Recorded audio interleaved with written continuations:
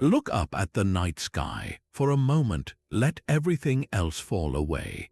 Each of those pinpricks of light is a sun, many with worlds of their own, all suspended in a breathtaking cosmic ocean, so vast that our minds simply can't hold it. We live on a beautiful, fragile world, but from this cosmic perspective, Earth is a tiny speck of rock and water orbiting an average star, which itself is just one of hundreds of billions in our galaxy, which is, in turn, one of countless galaxies racing apart in the expanding darkness. It's a humbling view, one that begs a fundamental question. In all this incomprehensible scale, what are the true architects of reality? What are the fundamental powers, the immense energies that sculpt galaxies, ignite stars, and dictate the very laws of existence itself? The forces that make our universe a place of dynamic change instead of eternal stillness. This is a journey to the heart of that very question. We are about to embark on an exploration of the 30 most powerful forces in the universe. This isn't just a list, it's an expedition into the nature of power itself. We will start with the forces that feel familiar to us, the gravity that holds you to the ground, the electromagnetic force that binds atoms and lets you see this screen.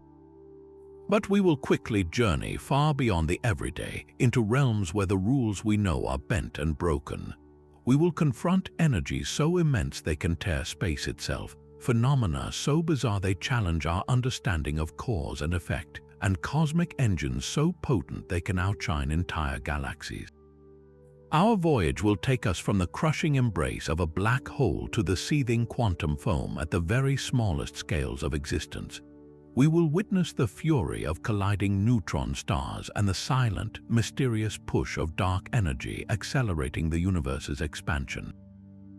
This is a story of extremes, a catalogue of the universe's ultimate marvels. It's a story that reveals not only how the cosmos works on a grand scale, but also how these unimaginable forces are intimately connected to our own existence. The iron in your blood, the calcium in your bones, was forged in the heart of a long-dead star by one of these very powers. You are, in a very real sense, a product of cosmic violence and immense energy. So, let's begin our countdown and discover the incredible forces that truly hold the keys to reality. And so we begin our countdown with perhaps the most familiar yet deeply mysterious force of all, gravity. It is the force we feel every single day, the invisible hand that keeps our feet firmly on the ground. But to think of gravity merely as what makes an apple fall is to miss its true cosmic power. Gravity is the great architect of the universe, the force that sculpts the largest structures we know. It governs the elegant dance of planets around stars, binds together vast collections of stars into galaxies, and even gathers those galaxies into immense clusters stretching across the void. Our modern understanding of gravity began with Isaac Newton, who described it as an attractive force between any two objects with mass. His universal law of gravitation gave us the mathematics to predict the motions of planets with stunning accuracy, revealing that the very same force pulling an apple to the Earth also keeps the Moon in orbit. This was a revolutionary idea that the laws of physics here on Earth are the same everywhere in the cosmos. But Newton's framework, while incredibly useful, left a crucial question unanswered. How does gravity actually work? How does the Sun, 93 million miles away, reach across empty space to influence the Earth? The answer came from Albert Einstein, who completely reshaped our understanding. In his theory of general relativity, Einstein proposed that gravity is not a force in the traditional sense, but rather a consequence of geometry. Think of the fabric of the universe, space and time woven together into a single entity called spacetime as a taut, flexible rubber sheet. A massive object like our Sun creates a depression in this sheet, a curvature.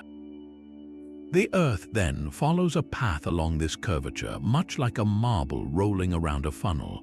We perceive this curved path as an orbit. Gravity, in this breathtaking view, is the shape of spacetime itself. The reason you feel pulled toward the ground is because Earth's mass warps the space-time around it, and you are simply following the most natural path through that warped landscape.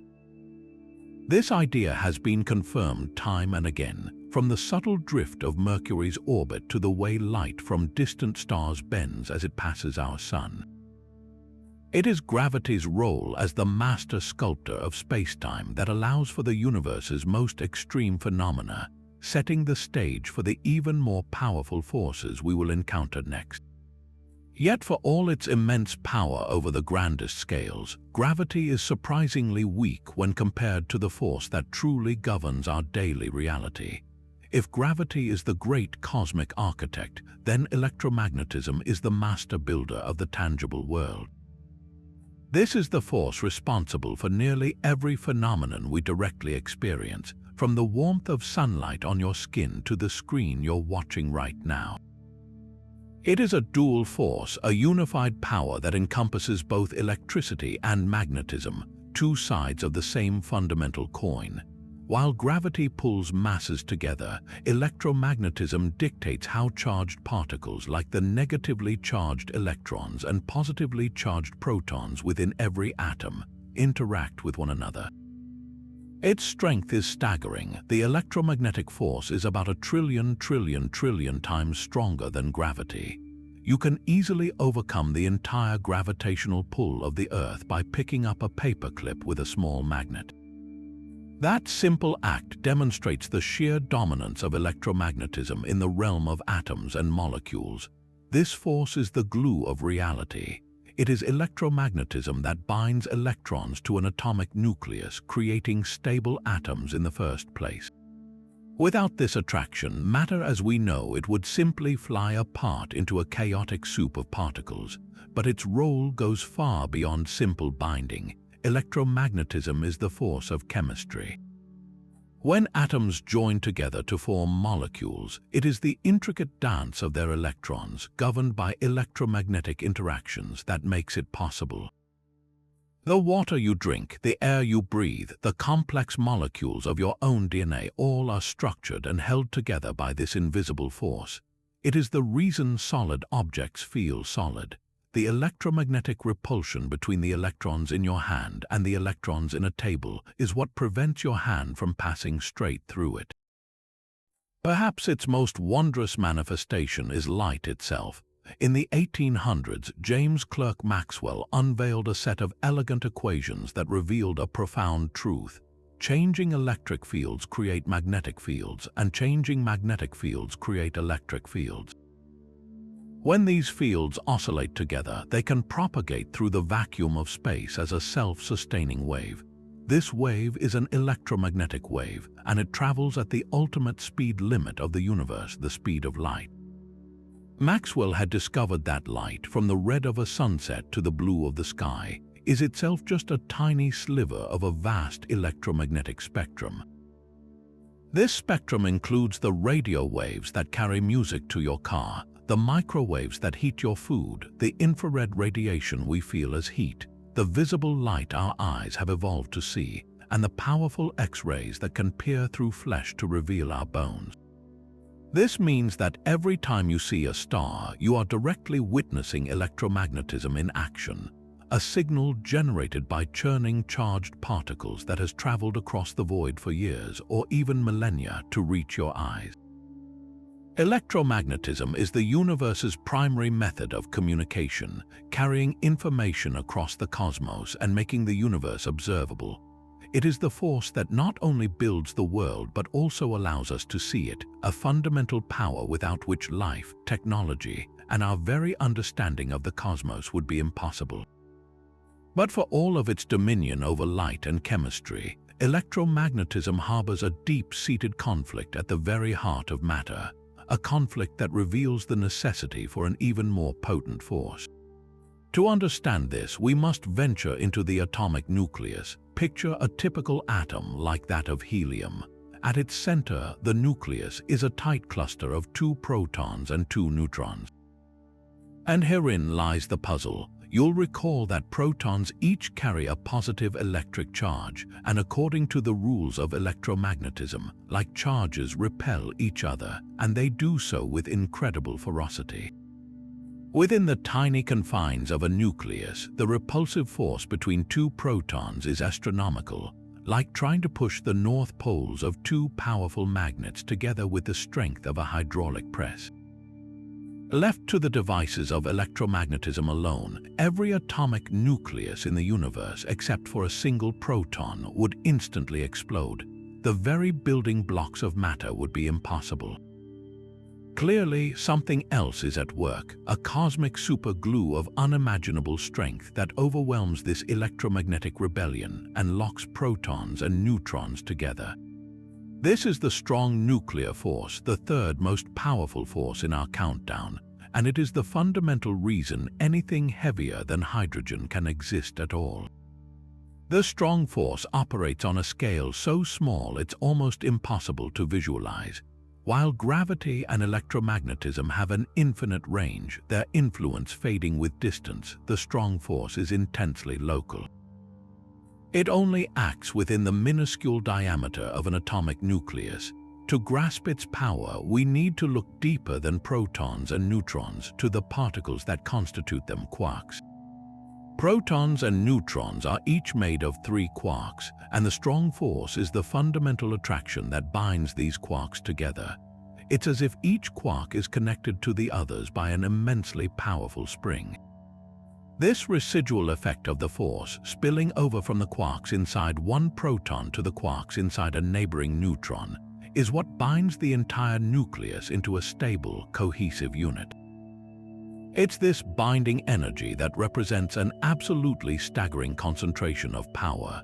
In fact, the strong nuclear force is approximately 100 times stronger than the electromagnetic force at these minute distances. It is, quite simply, the most powerful force we have yet discovered in nature when measured by its ability to do work over a short range. This immense power is not just a passive glue. It is the engine of the stars and the origin of the elements that make up our world. The process that unlocks this power is nuclear fusion. In the core of a star like our Sun, the conditions are hellish. Immense gravity creates crushing pressures and temperatures of millions of degrees. In this plasma, hydrogen nuclei, which are single protons, are moving at fantastic speeds. Occasionally, 2 protons collide with enough energy to overcome their electromagnetic repulsion and get close enough for the strong nuclear force to take over. When this happens, the strong force snaps shut, fusing the protons together and beginning a chain reaction that ultimately forms helium.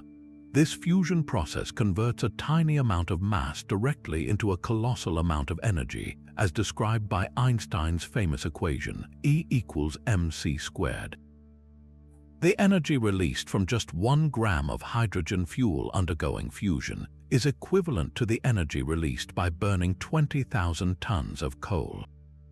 Every second, the Sun transforms 600 million tons of hydrogen into 596 million tons of helium, with 4 million tons of mass converted directly into sunlight.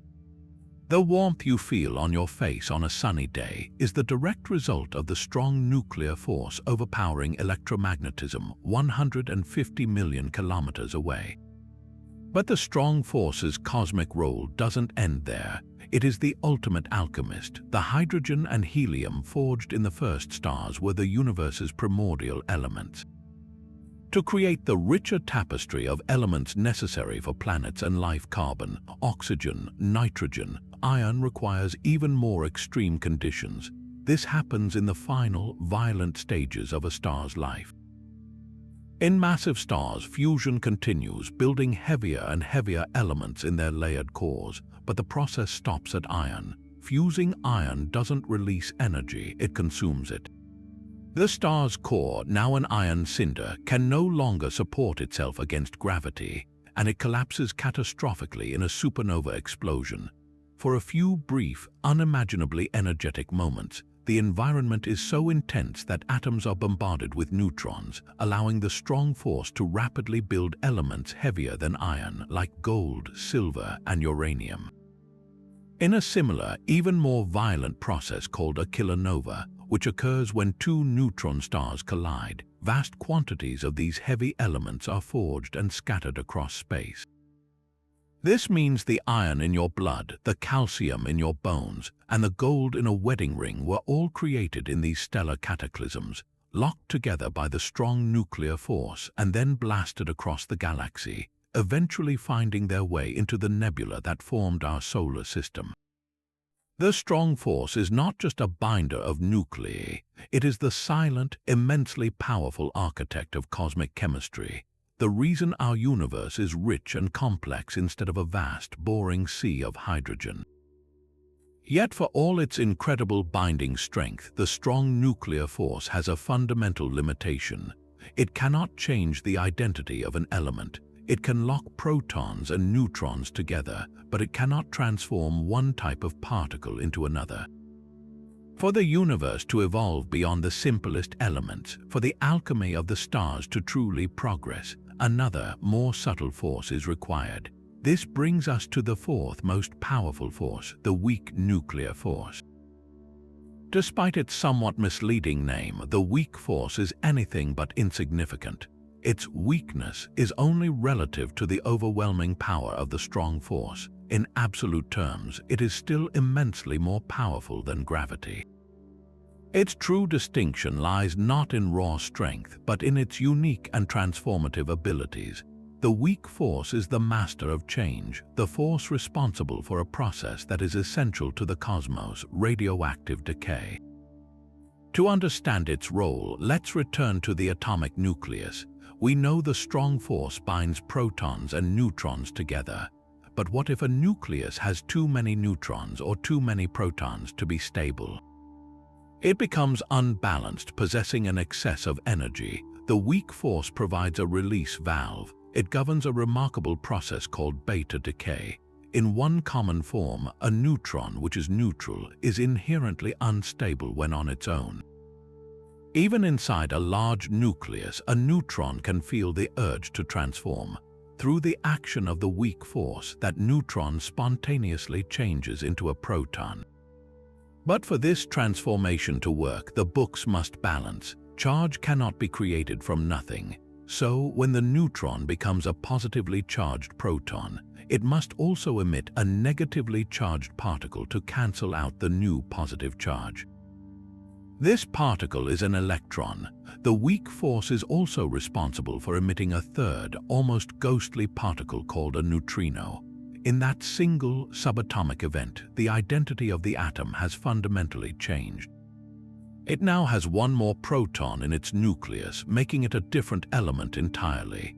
This process is happening all around you and even within you, as trace radioactive elements in the environment and in your own body undergo decay. This transformative power makes the weak force a critical player in the life cycle of stars. In the Sun's core, the primary fusion process involves protons, which are hydrogen nuclei fusing to form helium. But the first, crucial step in that chain is actually mediated by the weak force. Two protons cannot simply stick together. Their positive charges repel too strongly. Instead, one of the protons must first transform into a neutron. This is a weak force interaction. Only after this transformation can the new neutron-proton pair bind together to form a deuterium nucleus, allowing the rest of the fusion chain to proceed. Without the weak force acting as this essential gateway, stars like our Sun could not shine. They would be unable to burn their hydrogen fuel efficiently. Furthermore, in the final, furious moments of a supernova, the weak force plays a vital role in the creation of the heaviest elements. The intense flood of neutrinos produced in the collapsing core interacts with the stellar material via the weak force, helping to drive the explosion and providing the energy needed to synthesize elements like gold and uranium. But the weak force holds an even deeper secret, one that marks it as truly strange and sets it apart from all other fundamental forces. In the 1950s, two brilliant physicists, Tsung-Dao Lee and Chen-Ning Yong, proposed a startling idea. Perhaps the weak force does not respect a fundamental symmetry of the universe known as parity. Parity symmetry is the idea that the laws of physics should be the same in a world and its mirror image. If you were to watch a physical event in a mirror, the reflection should also be possible in the real world. For gravity, electromagnetism, and the strong force, this holds true. A planet orbiting a star in a mirror would obey the same laws, but Li and Yang suggested that for the weak force this might not be the case. Their theory was confirmed in a beautiful experiment led by physicist Qin Wu.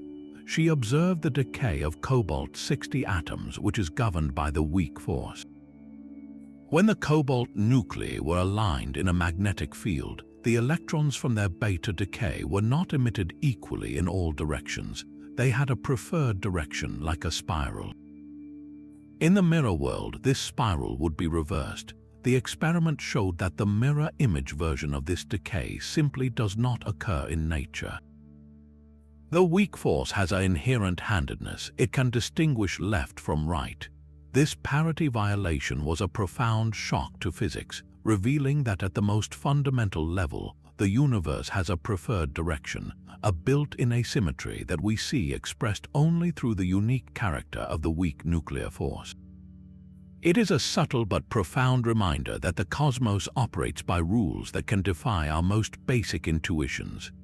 And yet, for all the power these four forces wield over the fabric of reality, from the nuclear furnaces of stars to the chemistry of life itself, they were all discovered by observing how things in the universe are pulled together, bound, or transformed. They are forces of structure and interaction, but in the late 1990s, astronomers made a discovery so shocking, so counterintuitive, that it completely overturned our understanding of the cosmos's ultimate fate.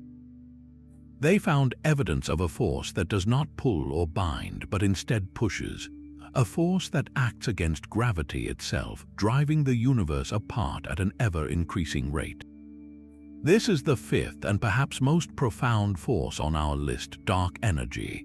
The story of its discovery begins with a fundamental question that has captivated humanity for centuries. What is the ultimate fate of the universe? After the Big Bang, everything began flying apart. The natural assumption was that gravity, the Great Attractor, would be acting as a cosmic brake, steadily slowing this expansion. The central debate was whether there was enough matter in the universe for gravity to eventually halt the expansion and pull everything back together in a big crunch, or whether the expansion would simply continue to slow down forever, coasting toward a cold, dark end. To answer this, two independent teams of astronomers set out to measure the deceleration of the universe by observing a special class of stellar explosions known as Type 1a supernova. These supernovae are crucial because they are standard candles. They all explode with nearly the same intrinsic brightness. By measuring how bright they appear from Earth, astronomers can calculate their distance with great accuracy. Furthermore, by analyzing the light from these explosions, they can determine how much the universe has stretched since the light began its journey billions of years ago, a measure known as redshift. By comparing distance and redshift for many supernovae at different eras, they could map out the history of the universe's expansion. The results, announced in 1998, were not just surprising, they were paradigm-shattering. The distant supernovae were significantly dimmer than they should have been if the universe's expansion had been slowing down. The only possible explanation was that these stellar explosions were much farther away than expected. This could only mean one thing: the expansion of the universe has not been slowing down. In fact, it has been speeding up. Some mysterious, repulsive force is acting against the pull of gravity, causing galaxies to flee from one another at an ever-increasing velocity. It was as if you threw a ball into the air, expecting it to slow down and fall back, only to watch it accelerate faster and faster, shooting straight up into the sky. This discovery earned the team leaders the Nobel Prize in Physics in 2011 and introduced the world to the concept of dark energy. What is dark energy? The honest answer is that we do not know. It remains the single greatest mystery in modern cosmology.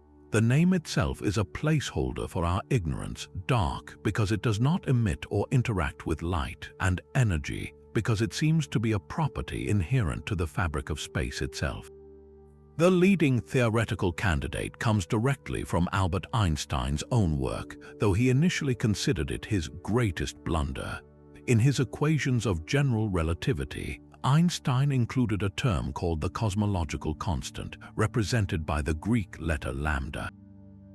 This constant was a sort of energy density of empty space, a repulsive force that could counterbalance gravity to allow for a static universe, which was the prevailing model at the time. When Edwin Hubble later discovered the universe was actually expanding, Einstein discarded the idea, but now it has made a spectacular comeback. If the cosmological constant is real, it means that empty space is not nothing. Even in a perfect vacuum, there is a fundamental energy that causes new space to continuously bubble into existence. And as the universe expands, more space is created, which means more of this repulsive energy, leading to a runaway acceleration.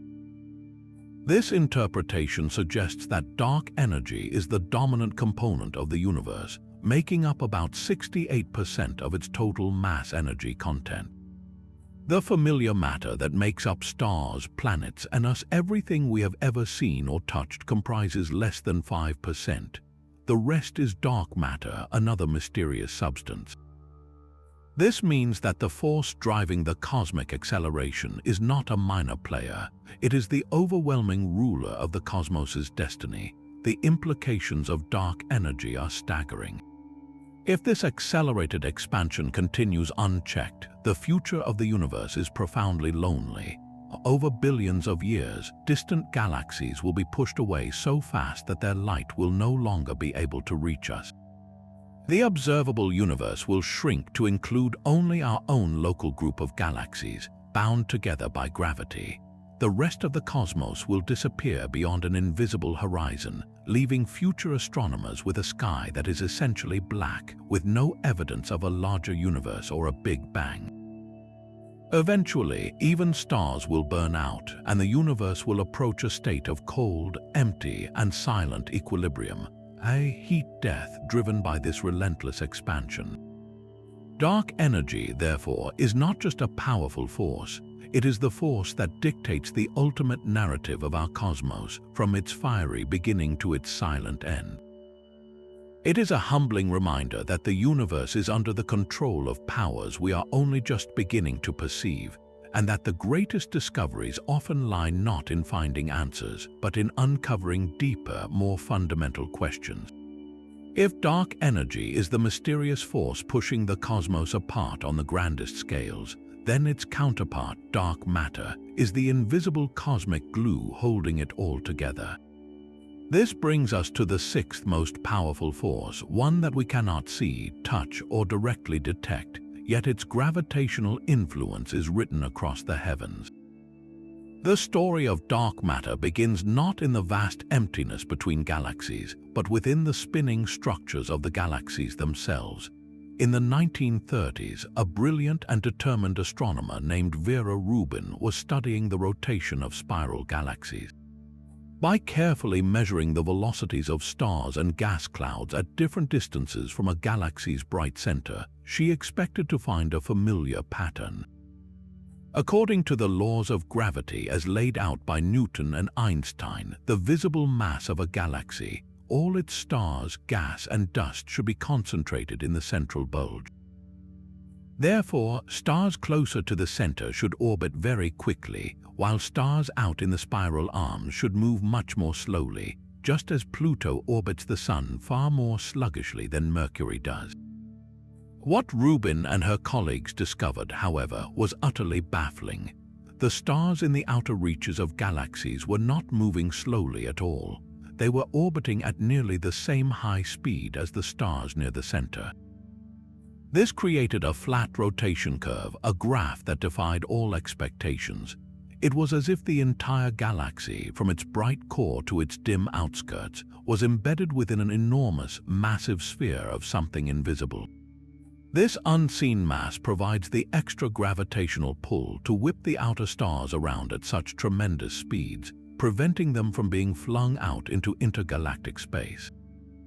Without this hidden gravitational anchor, these galaxies would simply fly apart. The only logical conclusion was that galaxies contain far more matter than we can see, about 5 or 6 times more. This puzzling behavior is not the only evidence for dark matter's existence. Another profound clue comes from a dramatic prediction of Einstein's general relativity, gravitational lensing. Massive objects warp the fabric of space-time, and this warping bends the path of light traveling from distant sources. We can see this clearly in huge galaxy clusters, which are the most massive gravitationally bound structures in the universe. When astronomers look at these clusters, they often see stretched and distorted images of galaxies far behind them. The cluster's gravity acts as a colossal lens, magnifying and twisting the light from these background objects into faint arcs and rings, a phenomenon known as an Einstein ring. But when scientists calculate how much mass must be present in the cluster to create such dramatic lensing, the answer is staggering. The combined mass of all the visible stars and hot gas in the cluster accounts for only a small fraction of the total needed. The overwhelming majority of the mass causing this cosmic mirage is completely invisible. It is dark matter forming a massive, diffuse halo that engulfs the entire cluster, providing the gravitational scaffolding that holds these colossal structures together. So, what could this mysterious substance be? We know it must be something fundamentally different from the ordinary matter that makes up you, me, and every star we see.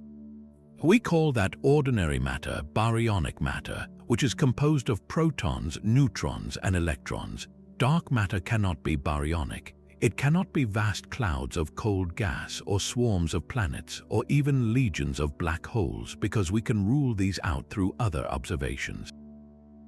The leading and most compelling hypothesis is that dark matter is composed of an entirely new, exotic type of particle that rarely, if ever, interacts with ordinary matter through the electromagnetic or strong nuclear forces.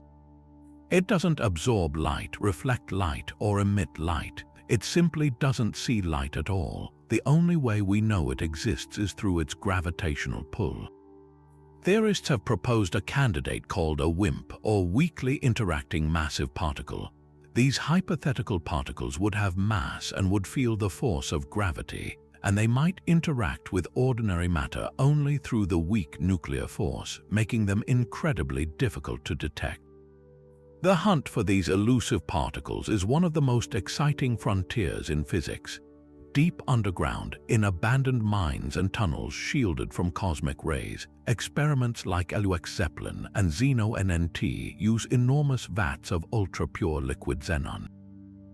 The idea is that if a WIMP from the vast halo of dark matter surrounding our galaxy were to very rarely bump into the nucleus of a xenon atom, it would create a tiny flash of light and a trace of electric charge.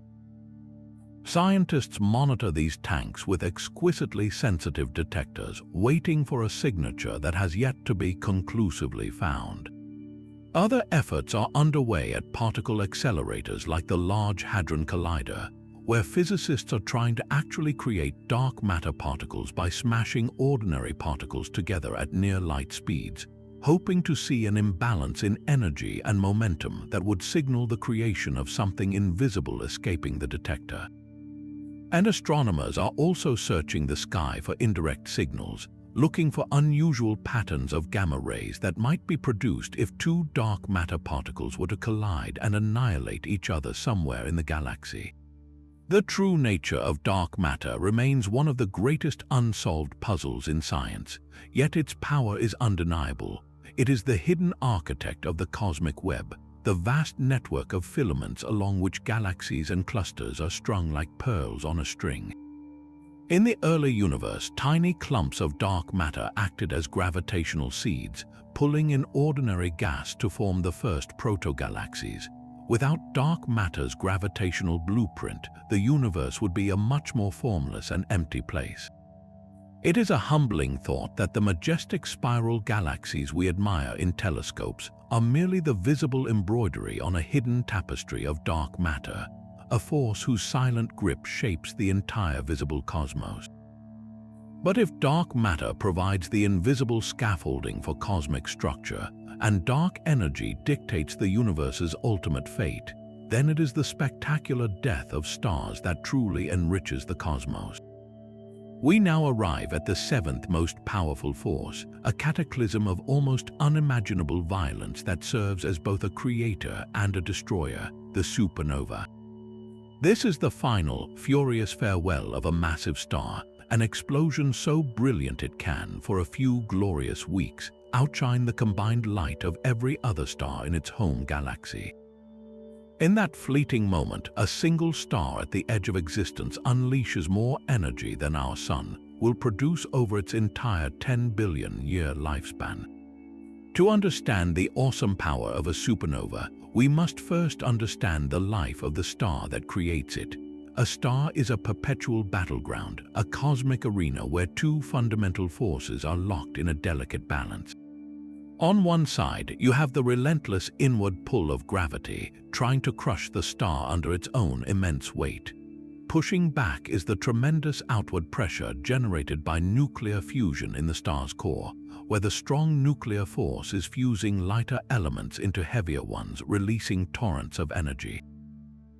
For most of a star's life, this balance holds firm, but for a star significantly more massive than our Sun, this stability is only temporary. Its life is a story of escalating fusion, creating an onion-like structure with shells of hydrogen, helium, carbon, oxygen, and so on, all the way down to an iron core. And iron is the star's death knell. Fusion up to iron releases energy, but fusing iron itself requires an input of energy instead of releasing it. The star's central engine suddenly sputters and dies. With the outward pressure from fusion gone, gravity wins the battle in an instant. The balance is shattered. The star's core, now an iron ball about the size of Earth but containing more mass than our Sun, collapses under gravity's pull. In less than a second, this core is compressed from thousands of miles across to a mere dozen miles, becoming an incredibly dense neutron star or even a black hole. The collapse happens at nearly a quarter the speed of light. The outer layers of the star, suddenly with nothing supporting them, plummet inward at incredible speeds, only to rebound off the newly formed, ultra-hard surface of the neutron star in a titanic shockwave. This rebounding shock, combined with an immense flood of neutrinos pouring out from the collapsing core, rips the star apart from the inside out. The star's outer layers are blasted into space at speeds exceeding 20,000 miles per second, creating an expanding fireball of incandescent gas and light, the supernova we observe from Earth. The energies involved are truly beyond human comprehension. The kinetic energy of the expanding debris alone is staggering, but it is the light that captures our attention.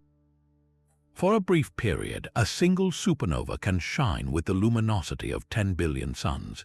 Historical records from around the world document these sudden, brilliant new stars appearing in the night sky.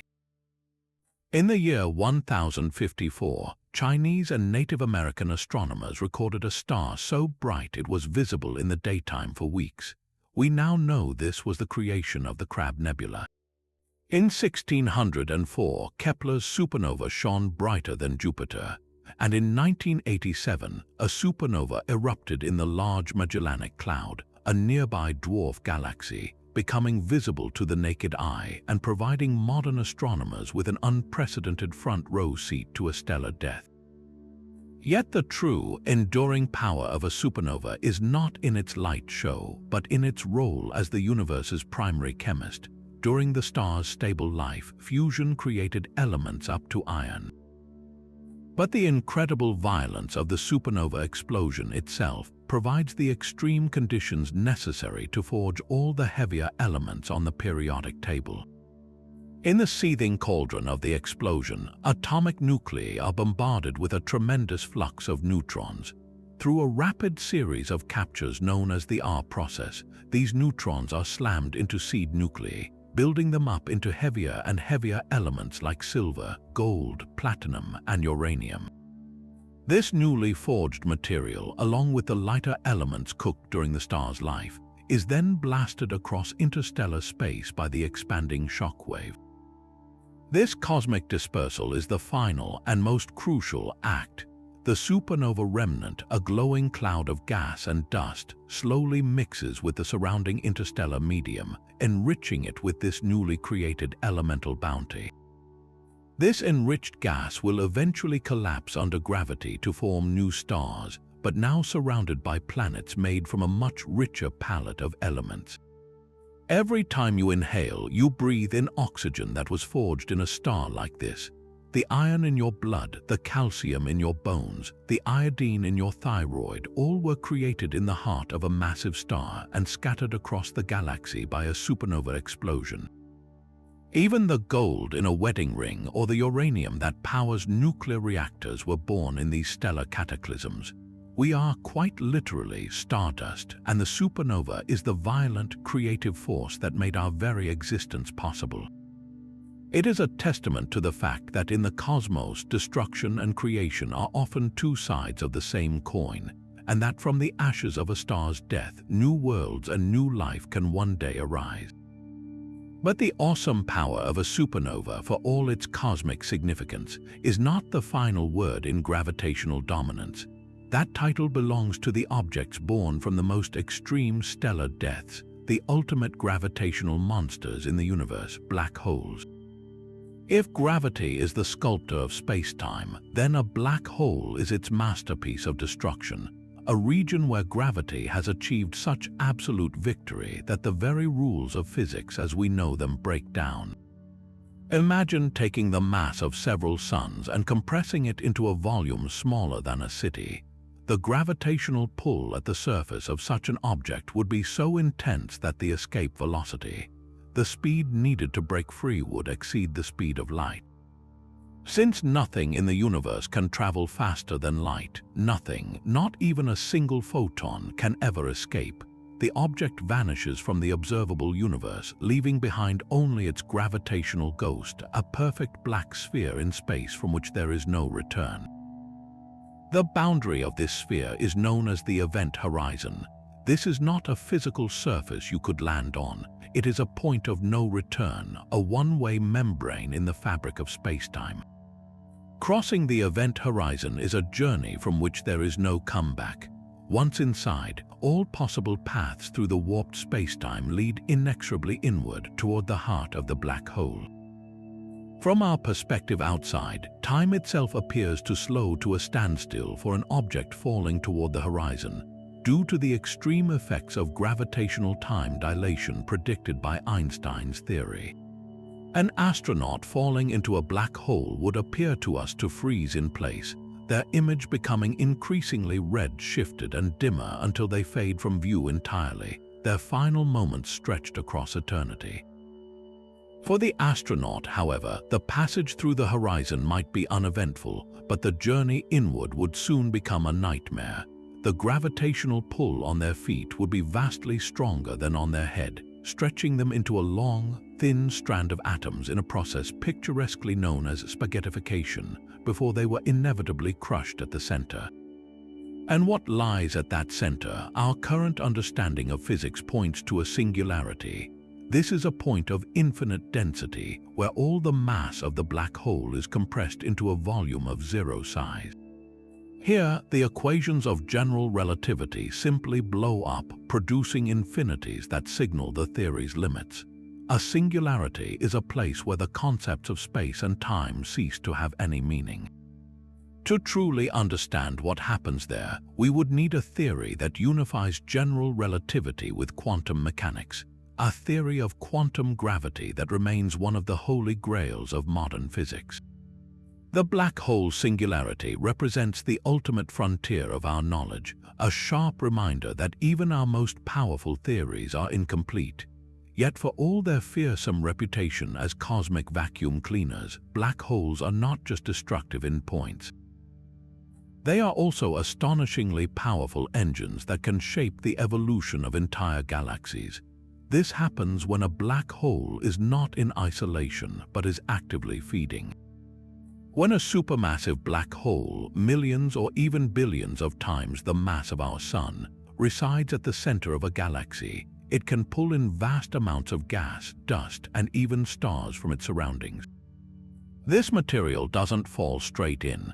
Instead, it forms a swirling, frenzied disk of superheated plasma known as an accretion disk. Friction within this disk heats it to temperatures of millions of degrees, causing it to glow with intense X-rays and gamma rays. But the black hole's power doesn't stop there. As material spirals inward, immense magnetic fields can funnel some of the infalling matter away at nearly the speed of light, creating colossal jets that shoot out from the black hole's poles for thousands of light years into intergalactic space. These jets are among the most energetic phenomena in the universe. When they are pointed roughly in our direction, we see these systems as quasars, the incredibly bright, point-like cores of distant galaxies that can outshine the combined light of every star in their host.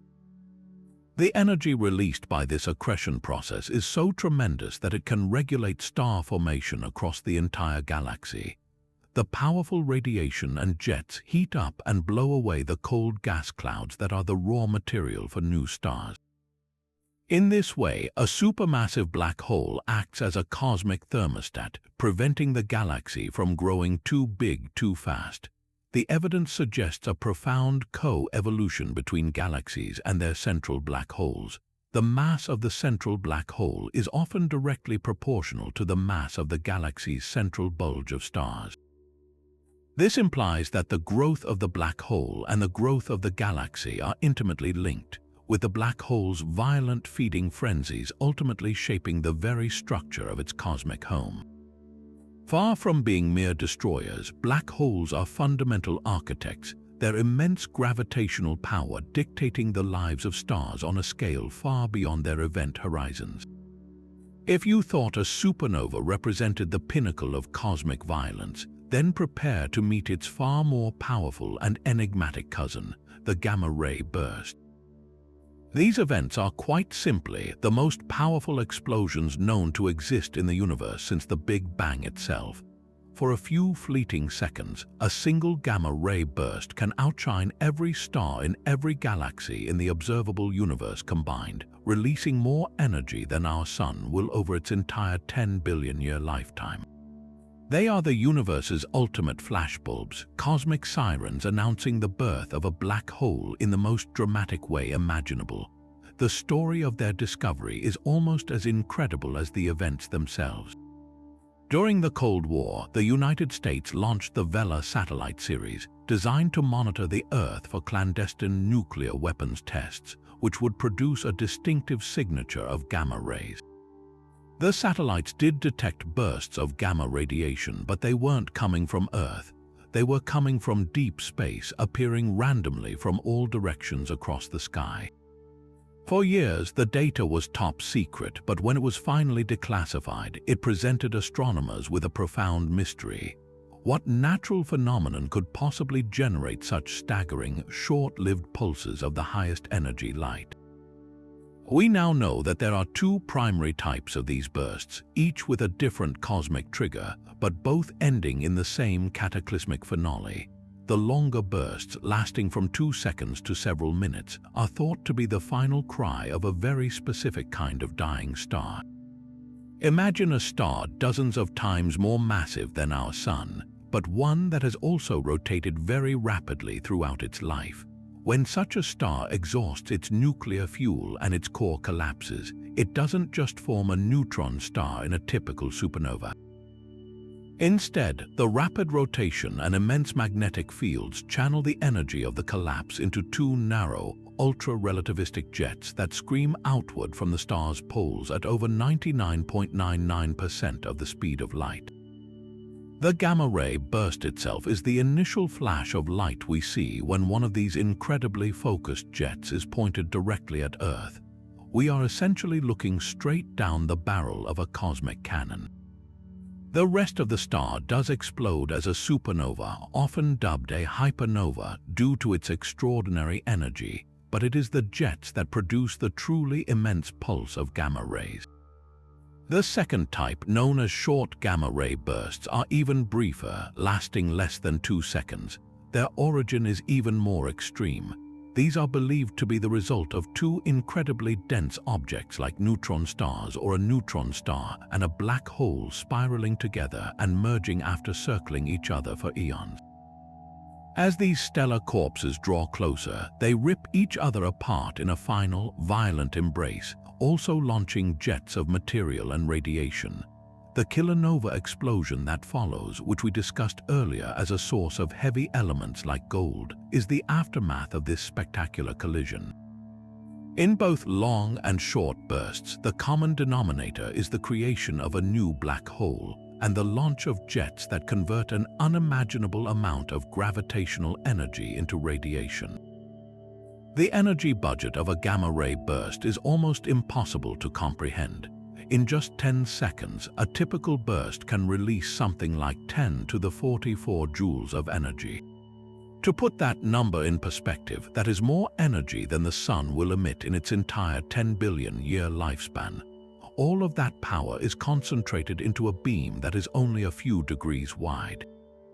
If a gamma-ray burst were to occur within our own galaxy, and if its jet were pointed directly at Earth, the consequences would be catastrophic. The initial blast of gamma radiation would effectively strip the ozone layer from our atmosphere, leading to a dramatic increase in ultraviolet radiation from the Sun and potentially triggering a mass extinction event. Some scientists have even speculated that a gamma-ray burst may have been responsible for the Ordovician extinction event 450 million years ago. Fortunately, the chances of this happening are exceedingly small, as these events are rare and the galaxy is vast, but their power also makes them incredible tools for astronomy. Because gamma-ray bursts are so brilliant, they can be seen from the very edge of the observable universe. They act as cosmic lighthouses illuminating the ancient cosmos. When a burst is detected by satellites like NASA, Swift or Fermi observatories, telescopes around the world and in space automatically swing into action to observe the fading afterglow, which radiates across the spectrum from X-rays to radio waves. By studying this light, astronomers can measure the distance to the burst and use it as a probe to study the composition of the interstellar and intergalactic material it has passed through on its billion-year journey to us. They are beacons that allow us to explore the universe when it was young, providing a unique window into the conditions of the early cosmos and the life cycles of the first generations of stars. Yet, as we marvel at these titanic explosions scattered across space and time, we are confronted with a profound puzzle about the cosmos itself. If we turn our gaze from individual cataclysms to the universe as a whole, we find it possesses a remarkable and deeply mysterious uniformity. No matter which direction we look, the cosmos appears, on the largest scales, incredibly smooth and homogeneous. The temperature of the cosmic microwave background radiation, the faint afterglow of the Big Bang, is the same in all directions to within a minute fraction of a degree. This presents a serious conundrum known as the horizon problem. Regions of the universe on opposite sides of the sky are so far apart that light, traveling at the universe's speed limit since the beginning, has not had nearly enough time to travel between them and equalize their temperature. How, then, did these causally disconnected regions come to be in such perfect thermal equilibrium? It's as if you walked into a vast auditorium where every single person, even those who have never met or communicated, is holding a cup of coffee at exactly the same temperature. To solve this and other fundamental issues with the standard Big Bang model, cosmologists have proposed a truly breathtaking concept, our 10th most powerful force, cosmic inflation. Cosmic inflation is the idea that in the very first instant of the universe's existence, a minuscule fraction of a second after the Big Bang, space itself underwent a period of staggeringly rapid exponential expansion. We're talking about an event that likely lasted from about 10 to the power of negative 36 seconds to perhaps 10 to the power of negative 32 seconds. In that almost inconceivably brief moment, the universe expanded by a factor of at least 10 to the power of 26. To grasp that scale, imagine a single atom suddenly swelling to a size larger than our entire observable universe today. This wasn't an expansion of matter into space, it was an expansion of space itself, a stretching of the very fabric of the cosmos at a speed far greater than that of light. It's crucial to understand that this does not violate relativity, as nothing was moving through space faster than light. Space itself was simply stretching, carrying the energy within it along for the ride. This inflationary surge elegantly solves the horizon problem. Before inflation, the entire observable universe was contained in a tiny, subatomic volume that was small enough for every part to be in causal contact, allowing it to reach a uniform temperature. Then, inflation blew this tiny, thermally equilibrated region up to a colossal size, creating the vast, uniform cosmos we see today. The regions that appear disconnected to us now were once intimately connected in that primordial speck. Inflation also provides a compelling explanation for a second great mystery, the flatness problem. The universe's geometry appears to be remarkably flat, meaning parallel lines stay parallel and the rules of Euclidean geometry hold true on large scales. For the universe to maintain this flatness over 14 billion years of expansion, its initial density at the Big Bang would have had to be fine-tuned to an absurdly precise degree, like balancing a pencil on its tip for billions of years. Inflation naturally produces this flatness. Think of inflating a balloon to an enormous size. No matter how wrinkled or curved its surface was initially, it becomes increasingly smooth and flat from the perspective of a tiny ant on its surface.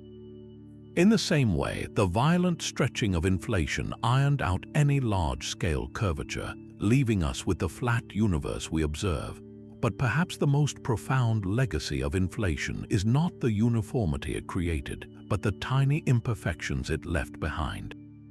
According to quantum theory, empty space is not truly empty. It is a seething foam of virtual particles constantly flickering in and out of existence.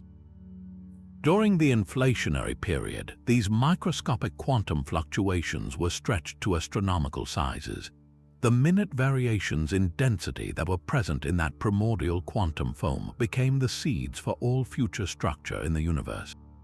Slightly denser regions, having a bit more gravitational pull, would slowly attract more matter over billions of years. These became the gravitational wells that eventually collapsed to form the first galaxies, stars, and ultimately everything we see around us. The pattern of these initial fluctuations is imprinted on the cosmic microwave background, and our most precise satellite observations, like those from the Planck mission, match the predictions of inflationary theory with stunning accuracy. The magnificent cosmic web of galaxies, with its vast voids and glittering filaments, is therefore a direct consequence of quantum mechanics writ large across the sky by the immense power of inflation. So what could have powered this incredible event? The leading hypothesis points to a peculiar state of energy that filled the early universe, often called a false vacuum or an inflaton field. This field possessed a high energy density that generated a powerful repulsive gravitational effect, causing space to expand at an accelerating rate. As this field eventually decayed, its immense stored energy was released, reheating the universe and filling it with the hot plasma of particles that would mark the traditional beginning of the hot Big Bang. In this view, the Big Bang wasn't the true beginning, but rather the dramatic aftermath of the inflationary epoch.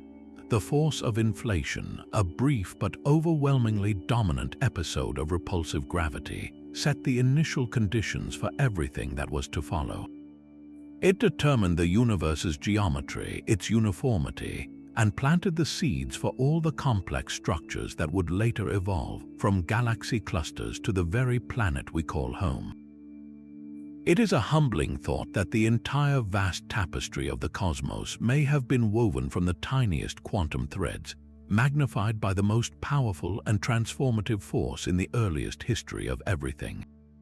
This concept of quantum fluctuations providing the seeds for cosmic structure brings us to one of the most mind-bending ideas in all of physics, a phenomenon that reveals that what we call empty space is anything but empty.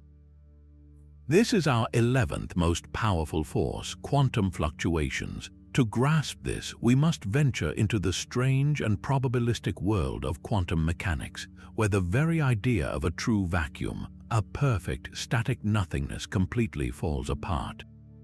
The cornerstone of this bizarre reality is Werner Heisenberg's famous uncertainty principle. In simple terms, this principle tells us that there is a fundamental limit to how precisely we can know certain pairs of properties of a particle at the same time. The most common pairing is position and momentum. You cannot know both the exact location and the exact speed of a particle with perfect certainty. The more you pin down one, the fuzzier the other becomes.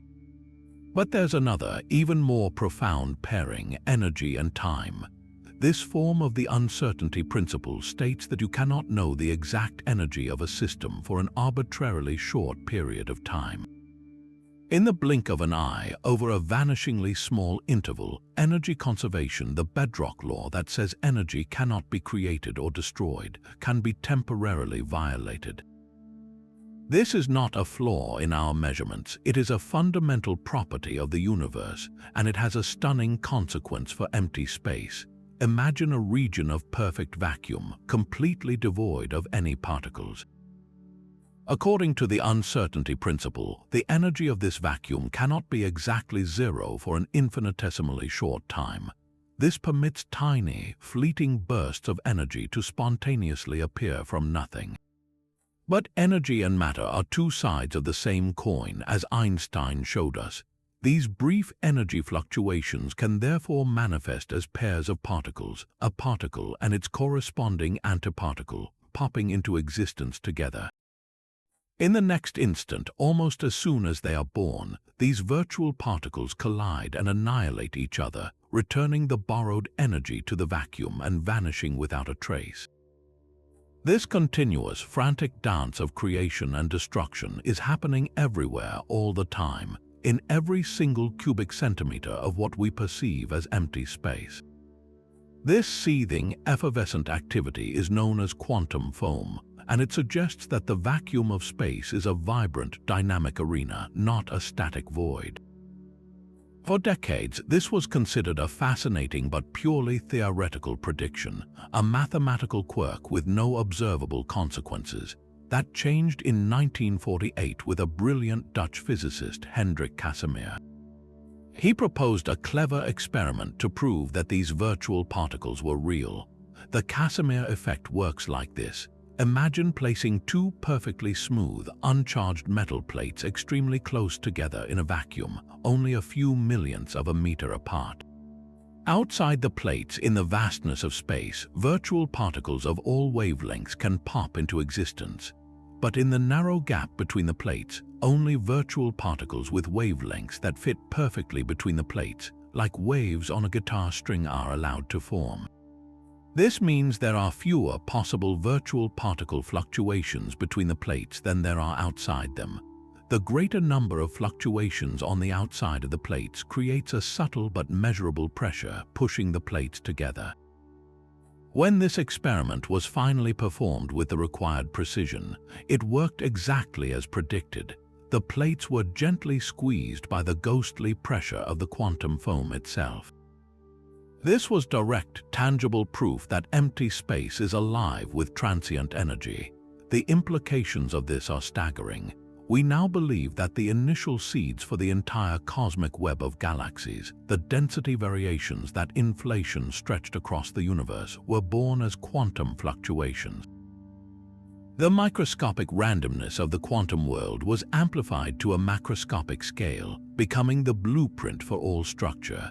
But perhaps the most spectacular demonstration of the power of quantum fluctuations comes from the edge of a black hole, thanks to the work of Stephen Hawking. Hawking asked a profound question: what happens to these virtual particle pairs when they appear right at the event horizon of a black hole? Normally, the particle and antiparticle annihilate each other. But if the pair pops into existence precisely at the point of no return, a cosmic robbery can occur.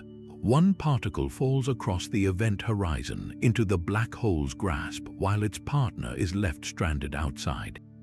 From the perspective of an outside observer, the black hole has effectively emitted a particle. The particle that falls in has negative energy, which causes the black hole to lose a tiny amount of mass.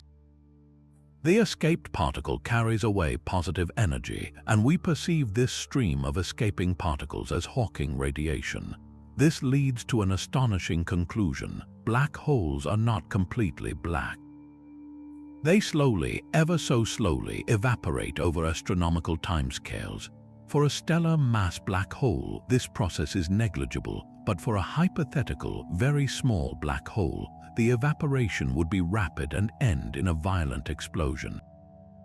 Hawking radiation marries the two great pillars of 20th century physics: general relativity, which describes the gravity of the black hole, and quantum mechanics, which provides the virtual particles. It is a pure manifestation of quantum fluctuations turning the universe's ultimate prisons into leaky vessels, revealing a deep and unexpected connection between the very large and the very small. The silent, empty space around us is therefore a cauldron of creative potential, its hidden fluctuations responsible for both the largest structures in the cosmos and the ultimate fate of its most mysterious objects. While the fundamental forces we've discussed set the rules of the cosmos, they often manifest in ways that shape the universe with breathtaking complexity. One of the most dramatic and visible manifestations of electromagnetism is the cosmic magnetic field. We often think of magnets as simple refrigerator decorations, but across the vastness of space, magnetic fields evolve into immense, invisible structures that wield tremendous power, acting as cosmic architects, protectors, and unimaginable particle accelerators. Our most direct experience with this force is right here at home, with Earth's own magnetic field. Generated by the churning motion of molten iron in our planet's core, this field extends far out into space, creating a protective bubble known as the magnetosphere. This invisible shield is our first and most vital line of defense against the relentless onslaught of the solar wind, a stream of charged particles constantly blowing from the sun. Without this magnetic cocoon, this solar wind would steadily strip away our atmosphere, much as it is believed to have done on Mars, which lost its global magnetic field billions of years ago. But the magnetosphere does more than just deflect. It orchestrates one of Earth's most beautiful phenomena, the aurora. When particularly intense bursts from the sun, called coronal mass ejections, distort our magnetosphere, they funnel charged particles down toward the magnetic poles. These particles then collide with atoms in the upper atmosphere, causing them to glow in shimmering curtains of green and red light. The aurora borealis and australis are not just pretty lights, they are a visible testament to the powerful, dynamic interaction between a planet's magnetic field and its star. The influence of magnetic fields, however, extends far beyond planetary protection. They are fundamental to the very process of star birth. Stars are born within colossal, cold clouds of gas and dust. As these clouds collapse under their own gravity, they begin to spin faster, much like a figure skater pulling in their arms. Left unchecked, this increasing spin would create centrifugal forces strong enough to halt the collapse before a star could properly form. This is where magnetic fields step in. Even weak, primordial fields within these clouds become amplified as the cloud contracts. These fields act as a braking mechanism, transferring angular momentum away from the central, collapsing core and out into the surrounding disk of material. This magnetic braking allows the core to continue collapsing, eventually reaching the densities and temperatures needed to ignite nuclear fusion and become a star. The material left in the surrounding disk, now slowed and stabilized by these same magnetic forces, will later coalesce to form planets. In this way, magnetic fields are the silent midwives of stellar systems, ensuring that a collapsing gas cloud can overcome its own spin to give birth to a star and its family of worlds. But the power of cosmic magnetism reaches its most extreme expression around the universe's most energetic objects. We've already discussed the incredible jets shooting from the cores of active galaxies and the engines of gamma-ray bursts. What launches these jets with such ferocious focus and power? The answer, once again, is magnetic fields. Around a spinning black hole or neutron star, the incredibly hot, ionized gas in the accretion disk is threaded with immensely powerful magnetic field lines. As the black hole or neutron star rotates, it twists these field lines into a tightly wound, colossal spring. This process, known as the Blandford-Zenagic mechanism for black holes, acts like a cosmic slingshot, channeling and accelerating some of the infalling material along the rotation axis, shooting it out into space in two narrow, oppositely directed jets at velocities approaching the speed of light. These magnetic fields are so potent that they can hurl entire clouds of plasma across millions of light years, shaping the intergalactic medium and injecting energy into the vast spaces between galaxy clusters. Perhaps the most astonishing demonstration of magnetic power is their ability to act as nature's own particle accelerators, far surpassing anything we can build on Earth. Throughout our galaxy, we observe cosmic rays, subatomic particles like protons and electrons, that have been accelerated to energies millions of times greater than those produced in the Large Hadron Collider. For a long time, the source of these ultra-high-energy particles was a mystery. We now understand that shock waves from supernova remnants are primary factories for these particles. As the expanding blast wave from a stellar explosion plows through interstellar space, it creates a violent, turbulent front. Magnetic fields trapped within this shock wave act like a chaotic, natural version of a linear accelerator. Charged particles can become trapped, bouncing back and forth across the shock front, gaining a little more energy with each crossing until they are eventually flung out into the galaxy like cosmic bullets. These magnetically accelerated particles are a fundamental component of our galactic ecosystem, influencing the chemistry of interstellar space and even contributing to the background radiation levels on Earth. From the gentle guidance of star formation to the violent launch of relativistic jets and the acceleration of particles to fantastic speeds, magnetic fields prove that the force of electromagnetism is not just a binder of atoms, but a dynamic and dominant sculptor of the high-energy universe. While magnetic fields act as cosmic architects and accelerators across the galaxy, their most immediate and dramatic display of power occurs right in our own celestial backyard on the surface of our Sun. This brings us to the 13th most powerful force in the universe, solar flares and their colossal cousins, coronal mass ejections. These are not gentle solar breezes. They are the Sun's tantrums, violent eruptions that unleash forces capable of reaching across 93 million miles of space to grab our entire technological civilization by the shoulders and give it a firm shake. To understand these explosions, we need to look at the Sun's dynamic atmosphere.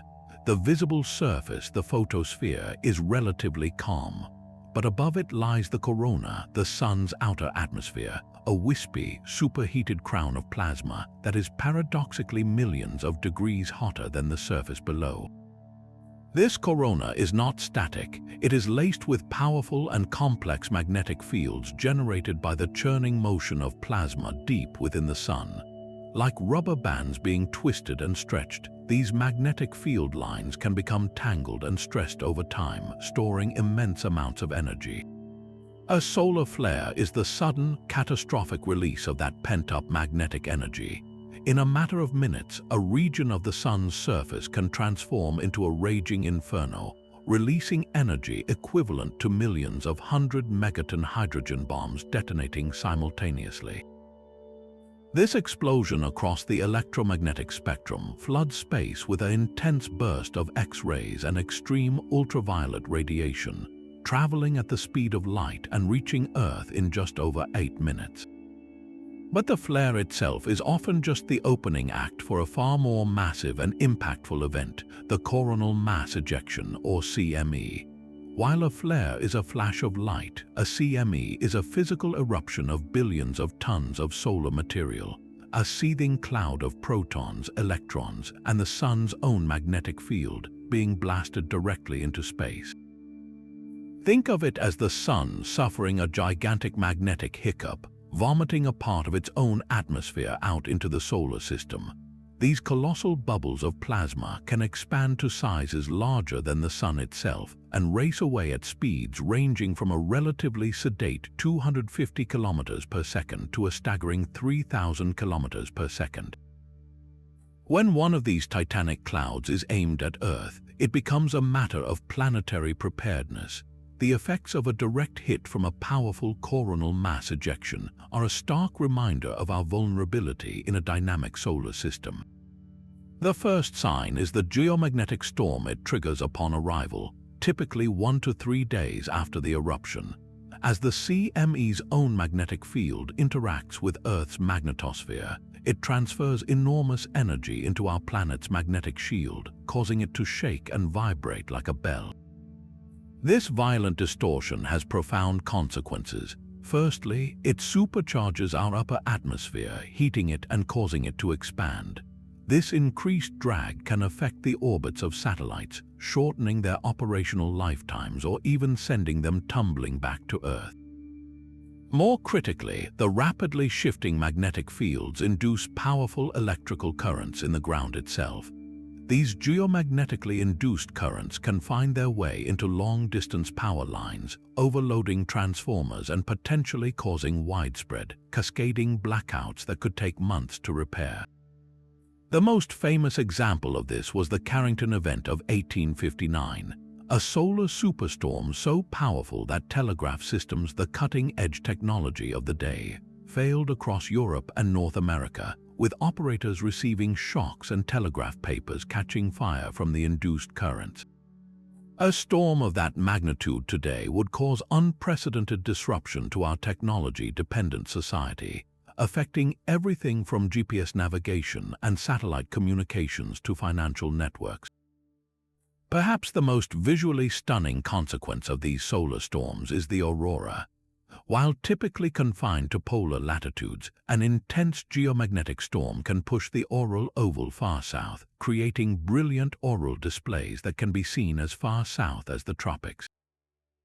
This beautiful side effect is a silver lining to a phenomenon that reminds us of the raw, untamed power of our host star.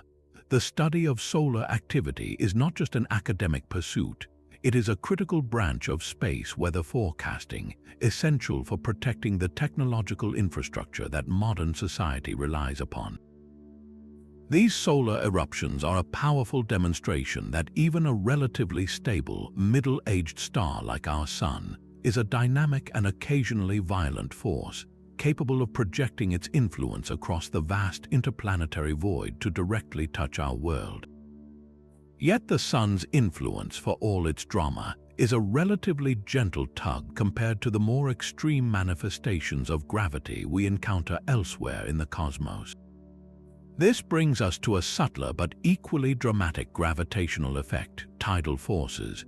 We are all familiar with the ocean tides, the rhythmic rise and fall of the sea caused by the gravitational pull of the moon and the sun.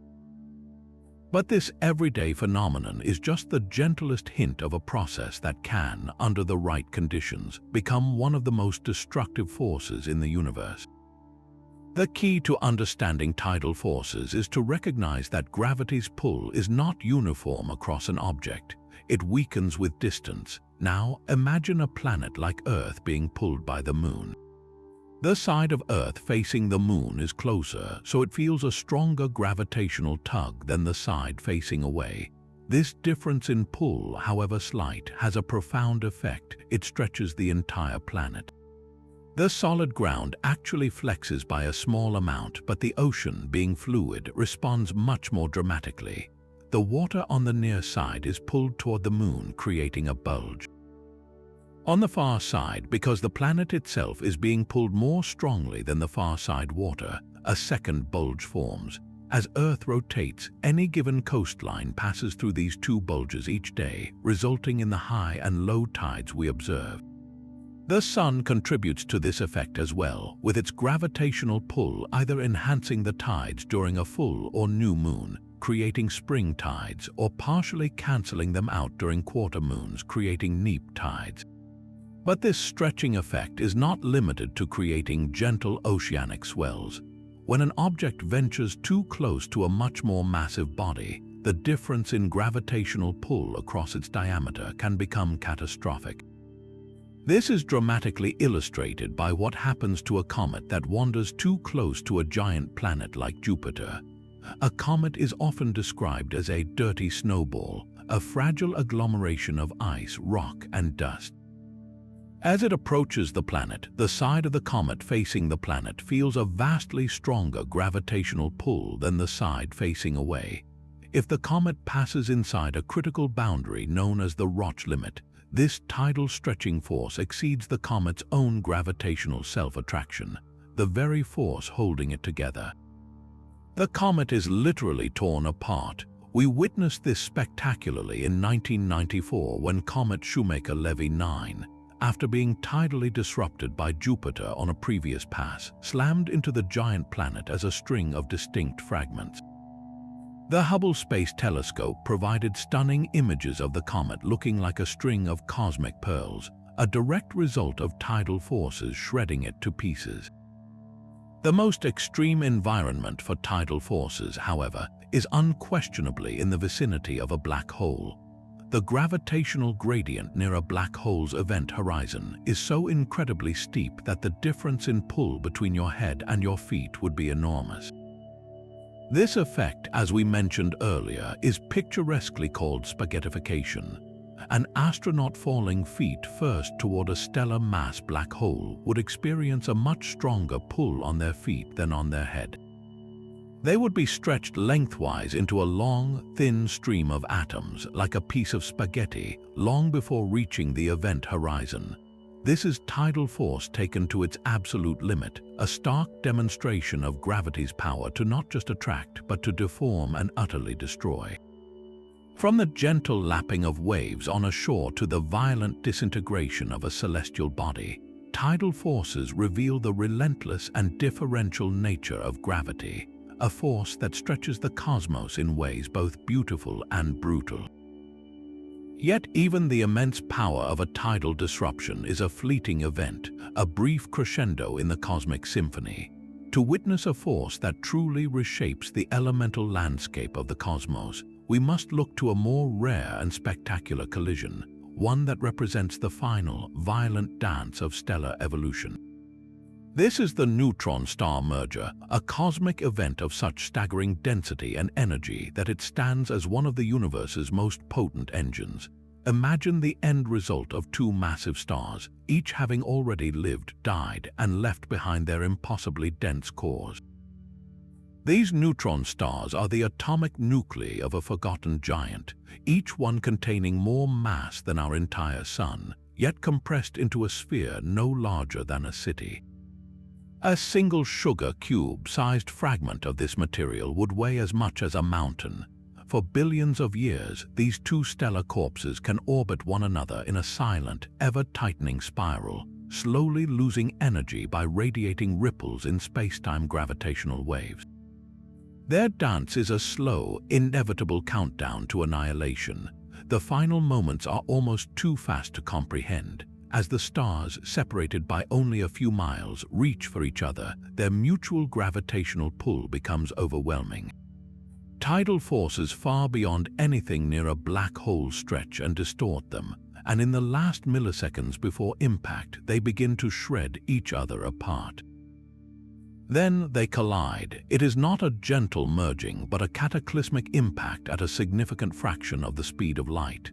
The energy released is so colossal that it does not just produce a flash of light, it shakes the very fabric of the universe, sending powerful ripples through space-time itself. The first direct observation of this phenomenon, An event known as GW170817, detected in August 2017, marked a new era in astronomy. For the first time, we not only heard the gravitational wave chirp of the inspiral, but also saw the brilliant electromagnetic afterglow across the entire spectrum, from gamma rays to radio waves. This single event confirmed a hypothesis that had been circulating for decades. Neutron-star mergers are the primary cosmic forges for the heaviest elements in the universe. The alchemy that occurs in the aftermath of such a collision is where its true power lies. The violent crash creates a tempest of neutrons. Remember, neutrons are the key ingredient for building elements heavier than iron, as they can be absorbed by atomic nuclei without the complication of electrical repulsion that protons face. In the hellish environment of the merger remnant, which may briefly form an enormous neutron star or immediately collapse into a black hole, a vast cloud of neutron-rich material is ejected.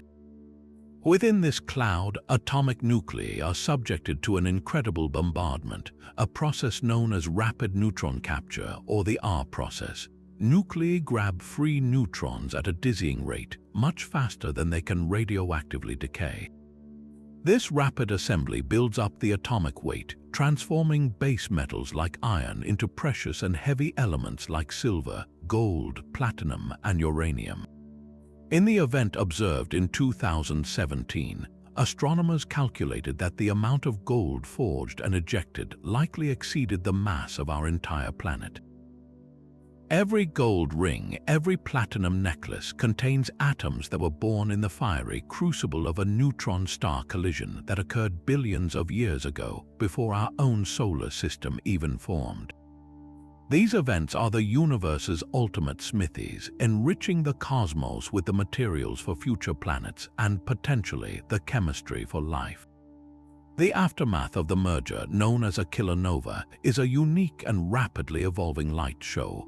The initial collision produces a short gamma-ray burst, a concentrated beam of high-energy radiation. But the radioactive decay of all these newly forged heavy elements then powers a longer-lasting glow that changes color over days. The expanding cloud of debris, rich in heavy elements like gold and platinum, blocks blue light but allows redder light to pass through, causing the kilonova to appear exceptionally redder, a telltale signature of this cosmic alchemy. This phenomenon is 1 billion times brighter than a nova, yet about 1,000 times dimmer than a typical supernova, occupying a distinct and powerful niche in the hierarchy of cosmic explosions. The discovery of kilonovae has fundamentally changed our understanding of the origin of the elements. While supernovae are responsible for creating many of the elements from oxygen to iron, it is the neutron-star merger that appears to be the dominant source for about half of all elements heavier than iron. This means that the very atoms that make up our technology, our jewelry, and even parts of our own bodies were synthesized in one of the most violent and energetic events the universe can produce. The neutron-star merger is not merely a destructive end. It is a creative beginning, a testament to the profound truth that the cosmos often uses its greatest moments of violence to sow the seeds for new complexity. Now, if you thought the idea of empty space seething with quantum foam was strange, prepare for a concept that is somehow even more foundational to our reality. We've explored forces that push, pull, bind, and accelerate. But what about the force, or rather the field, that is responsible for the very property of substance itself? This brings us to the 16th most powerful force, the Higgs field. Unlike the forces we've discussed, the Higgs field doesn't push or pull in the conventional sense. Its power is more subtle, yet utterly profound. It is the cosmic molasses that gives elementary particles their mass, and without it, the universe as we know it would be a very different and much less interesting place. To understand the Higgs field, we first need to grapple with a fundamental question. What is mass? We often think of it as simply the amount of stuff in an object, but at the subatomic level, it's a far more elusive property. Why do some fundamental particles like electrons and quarks have mass while others, like photons, the particles of light, have no mass at all? For decades, this was a glaring puzzle in the standard model of particle physics, our best theory for how the fundamental building blocks of the universe behave. The equations worked beautifully for massless particles, but when physicists tried to incorporate mass, the mathematical framework would break down. The solution, proposed in the 1960s by Peter Higgs and several other theorists, was as elegant as it was radical. They suggested that empty space is not truly empty, but is instead filled with an invisible, ubiquitous energy field, the Higgs field. The best way to visualize how this field works is through a now famous analogy. Imagine a grand, crowded party representing the Higgs field, filled with guests who are uniformly spread throughout the room. Now, an unknown, unimportant person enters the party. They can move through the crowd with ease, barely interacting with anyone. This person is like a photon, a massless particle that zips through the Higgs field at the speed of light without any resistance. Now, imagine a famous celebrity enters the same room. Immediately, the guests cluster around the celebrity, who now finds it much harder to move across the room. This clustering interaction slows the celebrity down, giving them a kind of inertia. In this analogy, the celebrity has acquired an effective mass because of their interaction with the crowd. In the universe, the Higgs field is that crowd. Particles that interact strongly with the Higgs field, like electrons and quarks, are slowed down and acquire mass. Particles that don't interact with it at all, like photons, remain massless and move at light speed. The confirmation of this brilliant idea required one of the most ambitious and complex scientific experiments ever conceived, the Large Hadron Collider, or LC, buried deep underground near Geneva, Switzerland. This 27-kilometer-long ring is a cathedral of science where protons are accelerated to within a whisper of the speed of light and then smashed together head-on. The goal is to recreate, for a fleeting fraction of a second, the unimaginably hot and dense conditions that existed a tiny fraction of a second after the Big Bang.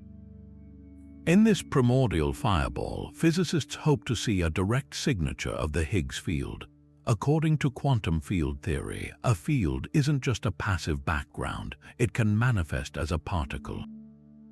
Just as the electromagnetic field manifests as photons, the Higgs field should manifest as its own particle, the Higgs boson.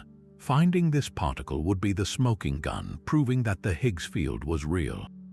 On the 4th of July 2012, the world watched as scientists at CERN announced a historic discovery. After analyzing trillions of proton collisions, they had found a new particle with a mass of about 125 times that of a proton, and its properties were consistent with the long-sought Higgs boson. It was a moment of profound validation, the culmination of a 50-year search. The detection was incredibly difficult because the Higgs boson is immensely unstable, decaying into other, more common particles almost as soon as it pops into existence. Detectors the size of cathedrals, like a TLIS and CMS, had to pinpoint the specific, telltale patterns of decay products from among an overwhelming background of other collision debris. The discovery was a triumph of human ingenuity and international collaboration, cementing the final major piece of the standard model. But why does this matter beyond the realm of particle physics? The existence of the Higgs field is not just an academic footnote, it is fundamental to the structure of our reality. Without mass, electrons would not be able to bind to atomic nuclei. They would simply fly away at the speed of light, making atoms impossible. No atoms means no molecules, no chemistry, no stars, no planets, and certainly no life. The Higgs mechanism gives substance to the universe, allowing matter to clump together and form complex structures. It is the reason there is something rather than nothing in a tangible, stable form. Furthermore, the specific values of the particle masses granted by the Higgs field are not arbitrary. They are fine-tuned in a way that allows for the rich complexity we see. If the mass of the electron or the quarks were even slightly different, the universe might be a vast, boring sea of hydrogen or might have collapsed back on itself shortly after the Big Bang. The Higgs field, therefore, is a quiet but essential cosmic curator whose specific properties have made our particular universe with its galaxies, stars, and living beings a possibility.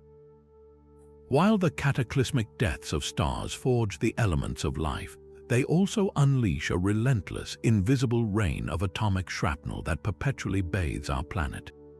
This is the domain of cosmic rays, a torrent of high-energy particles that serves as a constant reminder of the universe's untamed and often hostile nature.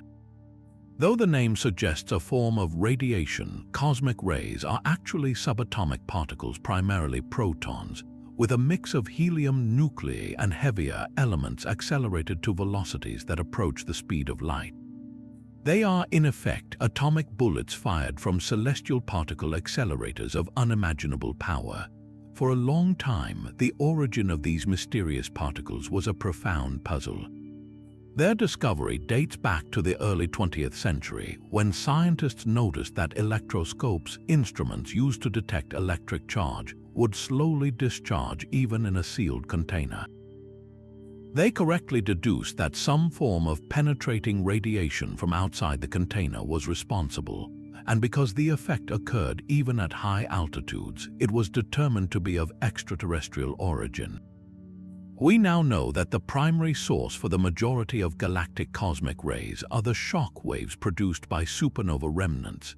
When a star explodes, the expanding blast wave creates a turbulent and violent frontier as it plows through the interstellar medium. Charged particles like protons can become trapped by magnetic fields within this shock front, bouncing back and forth across the boundary. With each crossing, they gain a tremendous amount of energy, much like a surfer being pushed repeatedly by a powerful wave. After countless cycles, these particles are eventually flung out into the galaxy, traveling on spiraling paths along interstellar magnetic fields for millions of years until they eventually encounter a planet, a star, or an unfortunate spacecraft. The energy these particles carry is truly staggering. A single proton in a high-energy cosmic ray can possess kinetic energy equivalent to a professionally thrown baseball, all compressed into a subatomic point. This concentration of energy is millions of times greater than what we can achieve in our most powerful particle accelerators on Earth, like the Large Hadron Collider. When one of these particles strikes the upper atmosphere, it collides with a molecule of air in a spectacular miniature explosion, creating a shower of secondary particles, pions, muons, electrons, and photons, that cascade down toward the surface like a sprawling avalanche of subatomic debris. This constant barrage is the source of much of the natural background radiation we experience on Earth, and it is also responsible for a subtle but important effect. It contributes to the tiny level of carbon-14 in our atmosphere, which is then absorbed by living organisms and forms the basis for radiocarbon dating. For most of us on the Earth's surface, we are largely shielded from the direct effects of this particle rain. Our planet's thick atmosphere acts as a protective barrier, absorbing the vast majority of the primary and secondary particles. Our magnetic field also provides a crucial defense, deflecting many of the lower-energy cosmic rays away entirely. This natural shielding has been essential for the evolution of life on our world. For astronauts and high-altitude pilots, however, the story is very different. Outside the protective cocoon of the Earth's atmosphere and magnetosphere, they are exposed to significantly higher doses of this ionizing radiation. On the International Space Station, astronauts receive in a single day the equivalent radiation dose of what a person on the ground receives over an entire year. This constant exposure poses a significant health risk, increasing the lifetime chances of developing cancer and causing potential damage to the central nervous system. For any future long-duration mission, such as a journey to Mars, this becomes one of the most critical engineering and medical challenges to overcome. The spacecraft will need enhanced shielding, perhaps using water or polymers rich in hydrogen, and mission planners will have to carefully monitor solar activity, as a powerful solar storm can drastically increase radiation levels inside the vehicle. Beyond the challenges for human exploration, cosmic rays also present a persistent nuisance for our technology. They can penetrate satellites and aircraft, and when they strike a sensitive computer chip, they can cause a single event upset, flipping a single bit of memory from a 0 to a 1 or vice versa. This can lead to corrupted data, phantom commands, or even temporary system glitches. Engineers have to design critical systems with robust error checking and radiation-hardened components to prevent a stray particle from causing a catastrophic failure in a guidance system or a communication satellite. In a sense, the universe is constantly testing our technology with this random, high-energy assault. Yet, for all the challenges they pose, cosmic rays also offer a unique window into the high-energy universe. Because they are charged particles, their paths are bent and twisted by the magnetic fields of our galaxy, making it nearly impossible to trace them directly back to their source. They don't point back to their origin like a beam of light. However, by studying their composition and energy spectrum, physicists can infer the mechanisms that created them. The highest energy cosmic rays ever detected carry so much energy that their origin is a profound mystery. They are too powerful to be confined by the Milky Way's magnetic fields and must come from other galaxies. What cosmic catastrophe, perhaps an active galactic nucleus or a particularly violent gamma-ray burst, could possibly accelerate a single proton to such an unbelievable energy? The search for the sources of these ultra-high-energy cosmic rays remains one of the most exciting frontiers in astroparticle physics, a field that uses these natural projectiles to probe the most extreme environments in the cosmos. While the sun's fury and the cosmic particle rain present a constant threat to planetary atmospheres, many worlds possess a remarkable, invisible shield generated from within. Deep beneath our feet, a powerful planetary engine is running, one that has safeguarded our atmosphere for billions of years and made life on land possible.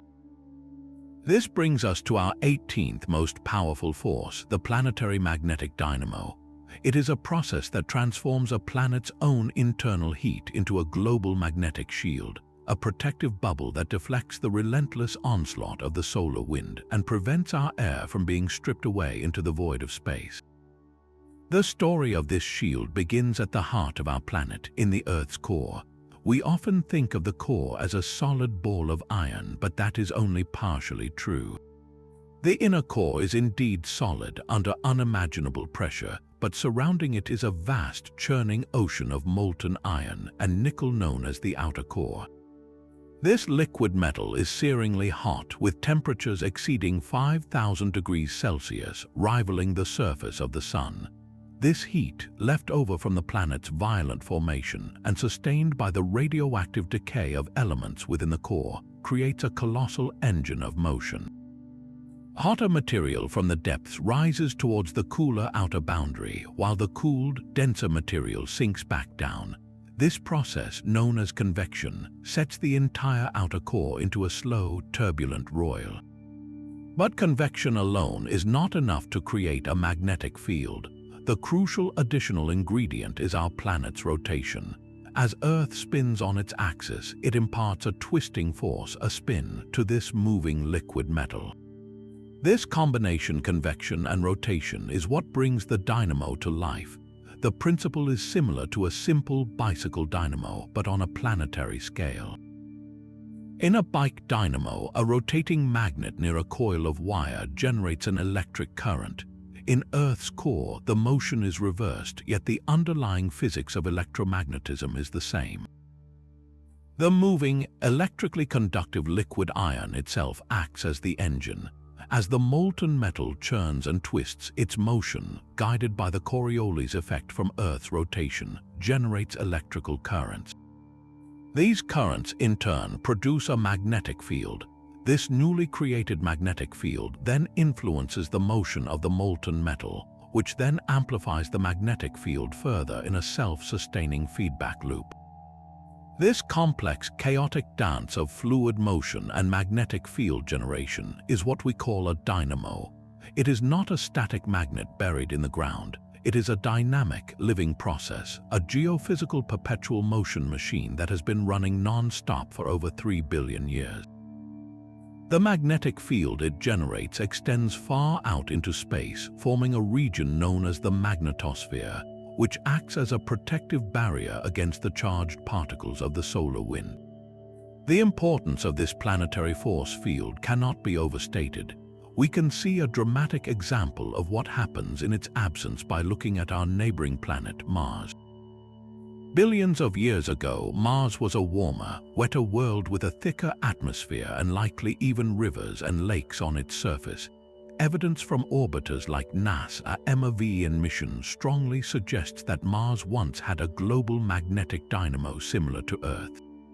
But because Mars is a smaller planet, its interior cooled much more rapidly. The convection in its core ceased, the dynamo shut down, and the global magnetic field collapsed. Once that shield was gone, the solar wind had direct access to the Martian atmosphere. Over hundreds of millions of years, this relentless stream of charged particles battered the upper atmosphere, stripping away molecule after molecule, blasting them off into space. The atmospheric pressure dropped dramatically, the surface water evaporated and was lost, and the planet transformed into the cold, arid desert we see today. The fate of Mars serves as a stark warning of how crucial a magnetic dynamo is for preserving a world's habitability over geologic timescales. Earth's dynamo, however, is not perfectly stable. The molten iron in the core is a turbulent fluid, and its patterns of flow change over time. This causes the magnetic field it generates to vary in strength and, most intriguingly, in direction. The geological record, locked within ancient volcanic rocks, tells a fascinating story. When lava cools, tiny magnetic minerals within it align themselves with the Earth's magnetic field at that moment, freezing its direction in time like a fossil. By studying these rocks, scientists have discovered that Earth's magnetic poles have reversed hundreds of times throughout our planet's history. The North Pole becomes the South Pole and vice versa. These reversals are not instantaneous. They occur over a few thousand years, during which the field becomes weak and complex, potentially offering less protection from solar radiation. We are long overdue for such a reversal based on the statistical average, and the Earth's magnetic field has been weakening measurably over the last few centuries. While a reversal would certainly disrupt animal migration and our technological systems, the geological record shows no evidence of mass extinctions tied to these events, suggesting that life on Earth has weathered these magnetic upheavals before. The continuous, powerful churning of our planetary dynamo, even as it prepares for its next great flip, remains one of the most vital and dynamic forces ensuring the long-term stability of our world. While we often picture galaxies as serene islands of stars, they are in fact dynamic ecosystems, breathing and evolving through violent cycles of creation and destruction. One of the most powerful forces shaping this evolution is the galactic wind, a colossal outflow of hot gas and energy that functions as a galactic-scale exhaust system. These winds are not gentle breezes. They are hurricane-force outflows capable of streaming gas and dust out of a galaxy at speeds of millions of miles per hour, and their influence reaches far beyond their galactic home, sculpting the cosmic landscape on the grandest scales. The engines that drive these immense outflows are the very same ones we've identified as cosmic powerhouses, the combined fury of supernova explosions and the ferocious activity of supermassive black holes at galactic centers. In a bustling, star-forming galaxy, supernovae occur in rapid succession. Each explosion not only enriches the interstellar medium with heavy elements, but also injects a tremendous amount of heat and kinetic energy, creating vast, expanding bubbles of superheated gas. When thousands of these bubbles overlap, they can merge into a single continent-sized region of pressurized plasma. This hot gas, seeking an escape route, can burst out of the galaxy's disk, particularly in the less dense directions above and below the galactic plane, launching a supernova-driven wind. This is the galaxy's primary method of self-regulation. By ejecting the very gas that is the raw material for new stars, the wind effectively puts the brakes on future star formation. It's a classic feedback loop. Intense star birth leads to frequent supernova, whose collective power then blows away the star-forming gas, ultimately quenching the stellar baby boom. But the most powerful galactic winds are born from an even more extreme source, the active galactic nucleus, or a GN, powered by a supermassive black hole. When such a black hole is actively feeding, the incredible energy released by its accretion disk and relativistic jets doesn't just shine brightly. It also heats the surrounding gas to extreme temperatures. This creates a pressure cooker of unimaginable intensity. The radiation and particles from the black hole can push on the gas, and the pressure from the hot, inflated bubbles can become so overwhelming that it overcomes the galaxy's gravitational pull. The result is a quasar-driven wind, an outflow that can be far more energetic and widespread than one driven by supernova alone. These winds can be truly gargantuan, sometimes extending for hundreds of thousands of light years, far beyond the visible boundaries of the galaxy itself. They carry not just gas, but also magnetic fields and cosmic rays, creating a complex and energetic structure that interacts with the pristine void of intergalactic space. The consequences of these galactic hurricanes are profound. For the host galaxy, the wind acts as a crucial thermostat. By ejecting gas, it prevents the galaxy from turning all of its fuel into stars in a short, unsustainable burst. This moderation is likely why we don't see many enormous galaxies still forming stars at a frantic pace. Their own central black holes and stellar explosions have effectively shut down the process, leading to the red and dead elliptical galaxies we observe. Furthermore, this process is a key distributor of the elements forged in stellar furnaces. The wind carries with it a rich cocktail of heavy elements like oxygen, carbon, and iron, the ash of nuclear fusion, and blasts it out into the vast, empty regions between galaxies. This intergalactic medium, once composed almost entirely of primordial hydrogen and helium, becomes gradually enriched with the building blocks for rocky planets and life. The galactic wind ensures that no galaxy is an island. It is connected to the cosmic web through these flows of matter and energy. The breath of one galaxy becomes the potential seed for future structures, a testament to the interconnected and cyclical nature of the cosmos. Yet for all the immense power of galactic winds and stellar explosions, they all operate within a stable framework, the consistent laws of physics that govern our universe. But what if that framework itself is not as permanent as we assume? What if the very vacuum of space, the stage upon which the cosmic drama plays out, is inherently unstable? This brings us to one of the most speculative and profoundly unsettling concepts in all of theoretical physics: vacuum decay. It is a hypothesis that suggests the ultimate cosmic catastrophe would not be a collision or an explosion, but a quiet, fundamental change in the rules of reality itself, spreading at the speed of light and erasing everything we know. To grasp this dizzying idea, we need to think of the universe's vacuum not as pure emptiness, but as a field in its lowest possible energy state. A helpful, though imperfect, analogy is to imagine a vast, complex landscape of hills and valleys. The ball sitting at the very bottom of the deepest valley is in what physicists call the true vacuum. It's the most stable state possible, with no lower energy level to fall to. Now, imagine our universe is not in that deepest valley, but is instead resting in a higher valley, a shallower dip in the landscape. This is a false vacuum. It appears stable for now, the ball isn't moving, but if it were somehow given a big enough push to get over the ridge, it would tumble all the way down to the true vacuum, releasing a colossal amount of potential energy in the process.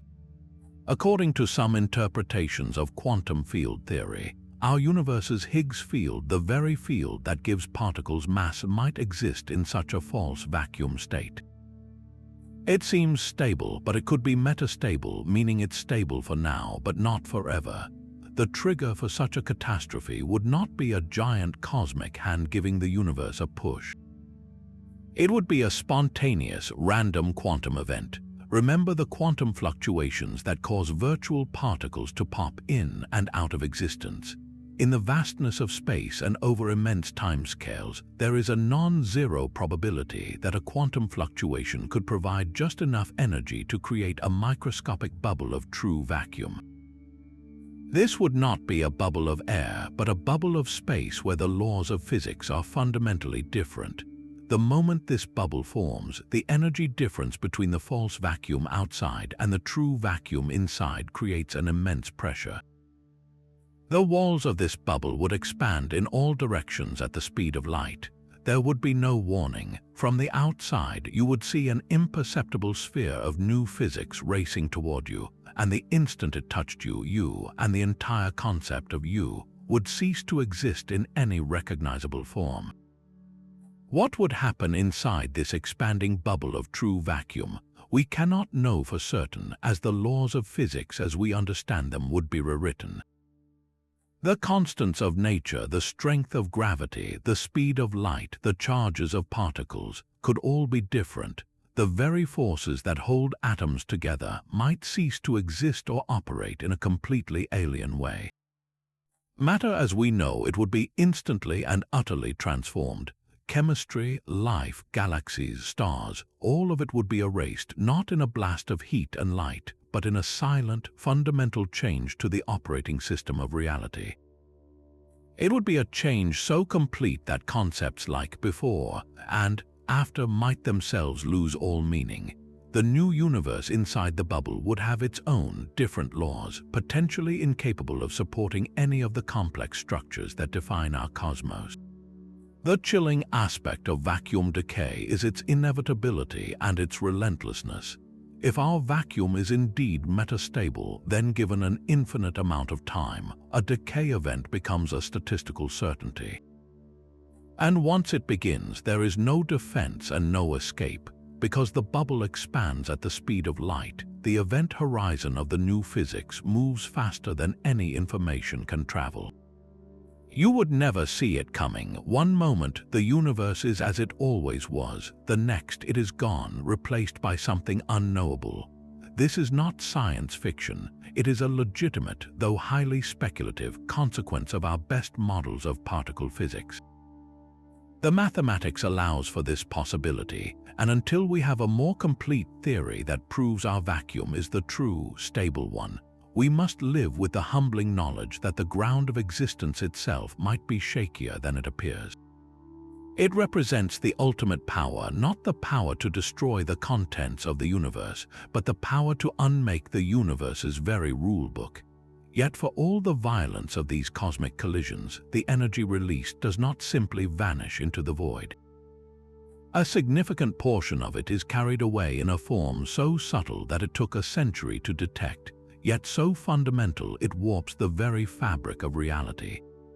This brings us to our 21st most powerful force, gravitational waves, predicted by Albert Einstein in 1916 as a consequence of his general theory of relativity.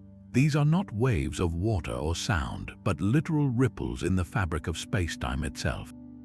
Imagine spacetime as a taut, flexible rubber sheet. When a massive object sits on it, it creates a curvature we experience as gravity. Now, if that object accelerates, not just moves at a constant speed, but changes its velocity like two stars orbiting each other, it doesn't just warp the sheet, it sets it vibrating. These vibrations propagate outward at the speed of light, stretching and squeezing space itself as they pass by. This is the essence of a gravitational wave. The problem from Einstein's perspective was that these waves were predicted to be incredibly weak. The distortions they cause are almost imperceptibly small. For example, the gravitational waves produced by the Earth orbiting the Sun carry away energy, but the effect is so minuscule that it would take trillions of times the current age of the universe for the Earth to spiral into the Sun as a result. To produce waves strong enough for us to even conceive of detecting, the universe would need to provide us with the most extreme events imaginable, the final, violent in-spiral of immensely dense objects like neutron stars or black holes. When two black holes, each containing many times the mass of our Sun, orbit each other in a closing spiral, their immense acceleration creates a storm of gravitational waves that carry away enormous amounts of energy, causing the orbits to decay faster and faster until the objects finally merge. It is this cataclysmic event that finally allowed us to confirm Einstein's century-old prediction. The instrument that achieved this monumental feat is the Laser Interferometer Gravitational Wave Observatory, or LIGO. The concept is breathtaking in its simplicity and ambition.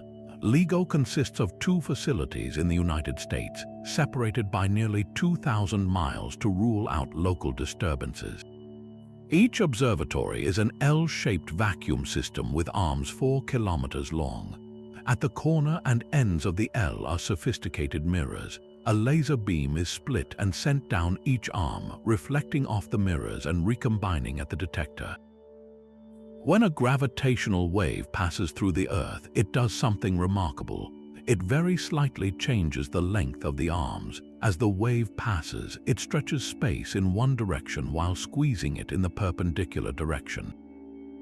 This means one arm of the LIGO detector gets infinitesimally longer while the other gets infinitesimally shorter, by a distance thousands of times smaller than the diameter of a proton.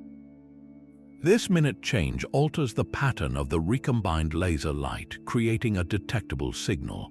Isolating this signal from the constant background noise of earthquakes, trucks driving by, and even microscopic thermal vibrations in the mirrors themselves is one of the greatest engineering challenges ever overcome. On September 14, 2015, after decades of development and refinement, both LIGO detectors registered an identical signal. The data showed a characteristic chirp, a rapid increase in the frequency and amplitude of the waves as two black holes, about 1.3 billion light-years away, spiraled together and merged into a single, more massive black hole. In the final fraction of a second of their merger, the event released more power in gravitational waves than all the light emitted by every star in the observable universe at that moment. This first direct detection was a triumph of human perseverance and ingenuity, opening an entirely new window on the cosmos. For centuries, astronomy had been the study of light, from visible starlight to radio waves and X-rays. Now we could hear the universe through the vibrations of spacetime itself. This new sense has revolutionized our understanding of the most extreme objects in existence. Since that first detection, LIGO and its European counterpart, Virgo, have observed dozens of mergers involving black holes and neutron stars. Each event is like a cosmic laboratory, allowing us to test the predictions of general relativity in the most violent gravitational regimes imaginable. By analyzing the specific waveforms, the unique sound of each collision, scientists can determine the masses and spins of the objects involved, properties that are often impossible to measure with light alone. The observation of a neutron star merger in 2017 was particularly transformative. Not only did we detect the gravitational waves, but telescopes around the world and in space observed the resulting flash of light across the electromagnetic spectrum, confirming that these collisions are indeed the cosmic forges for heavy elements like gold and platinum. Gravitational wave astronomy has moved from a theoretical possibility to a fundamental tool for exploring the dark, violent side of the universe, revealing a symphony of collisions that were completely hidden from us just a few years ago. But for all its intangible nature, light itself can exert a very real physical push. This brings us to a force that seems almost paradoxical: radiation pressure. It is the literal force exerted by light and other forms of electromagnetic radiation when it strikes a surface. While this push is far too feeble for us to feel on a sunny day, its collective power becomes an immense cosmic force, one that plays a critical role in both the birth of stars and the potential future of interstellar travel. The concept can be traced back to the great Scottish physicist James Clerk Maxwell, who in the 1800s theorized that light, as an electromagnetic wave, must carry momentum.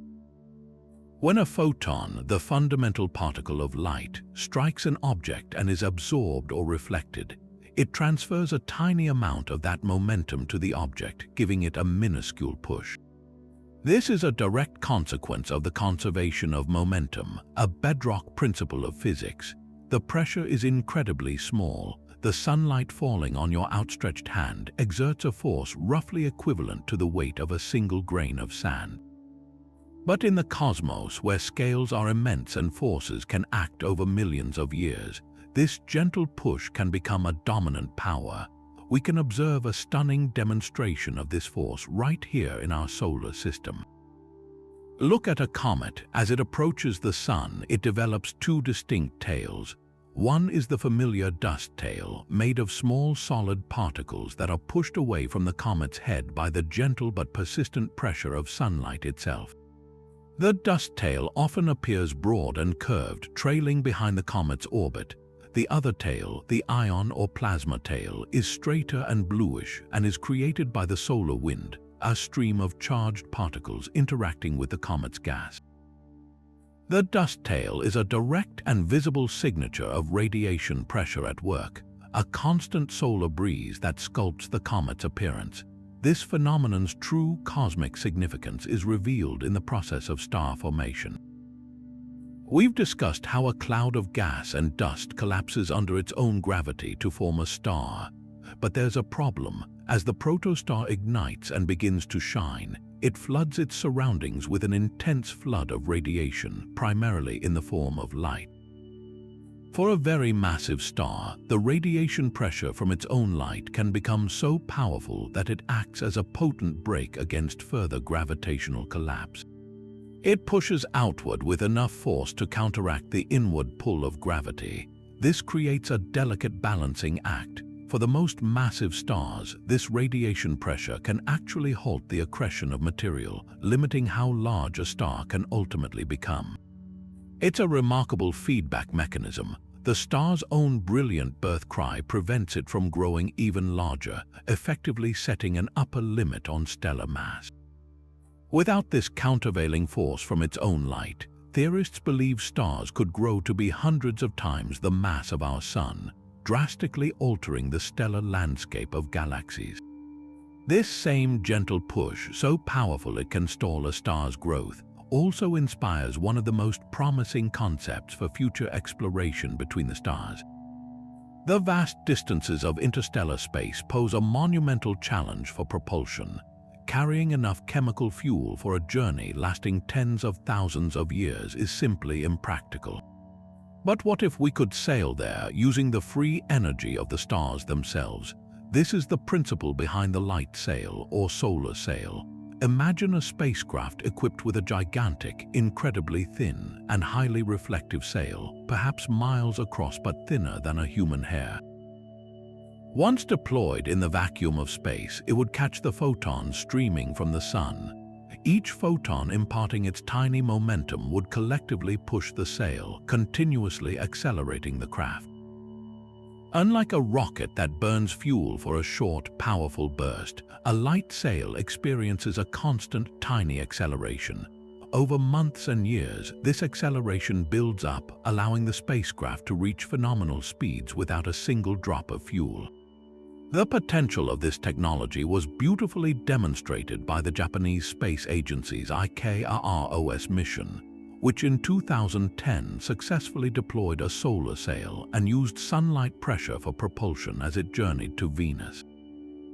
More recently, the privately funded LightSail 2 mission successfully used sunlight to raise its orbit around Earth.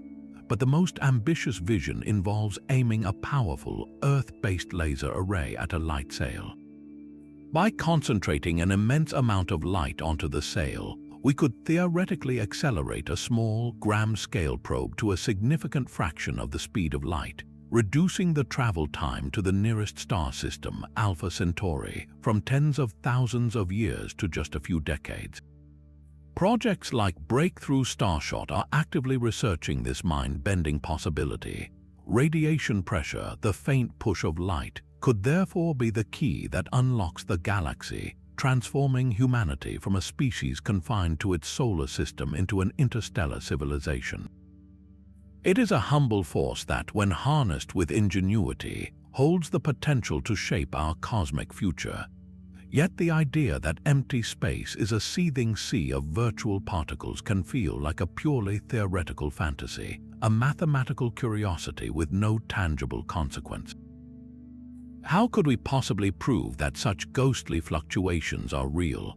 This brings us to a phenomenon that serves as a direct, measurable bridge between the abstract quantum world and our own, the Casimir effect.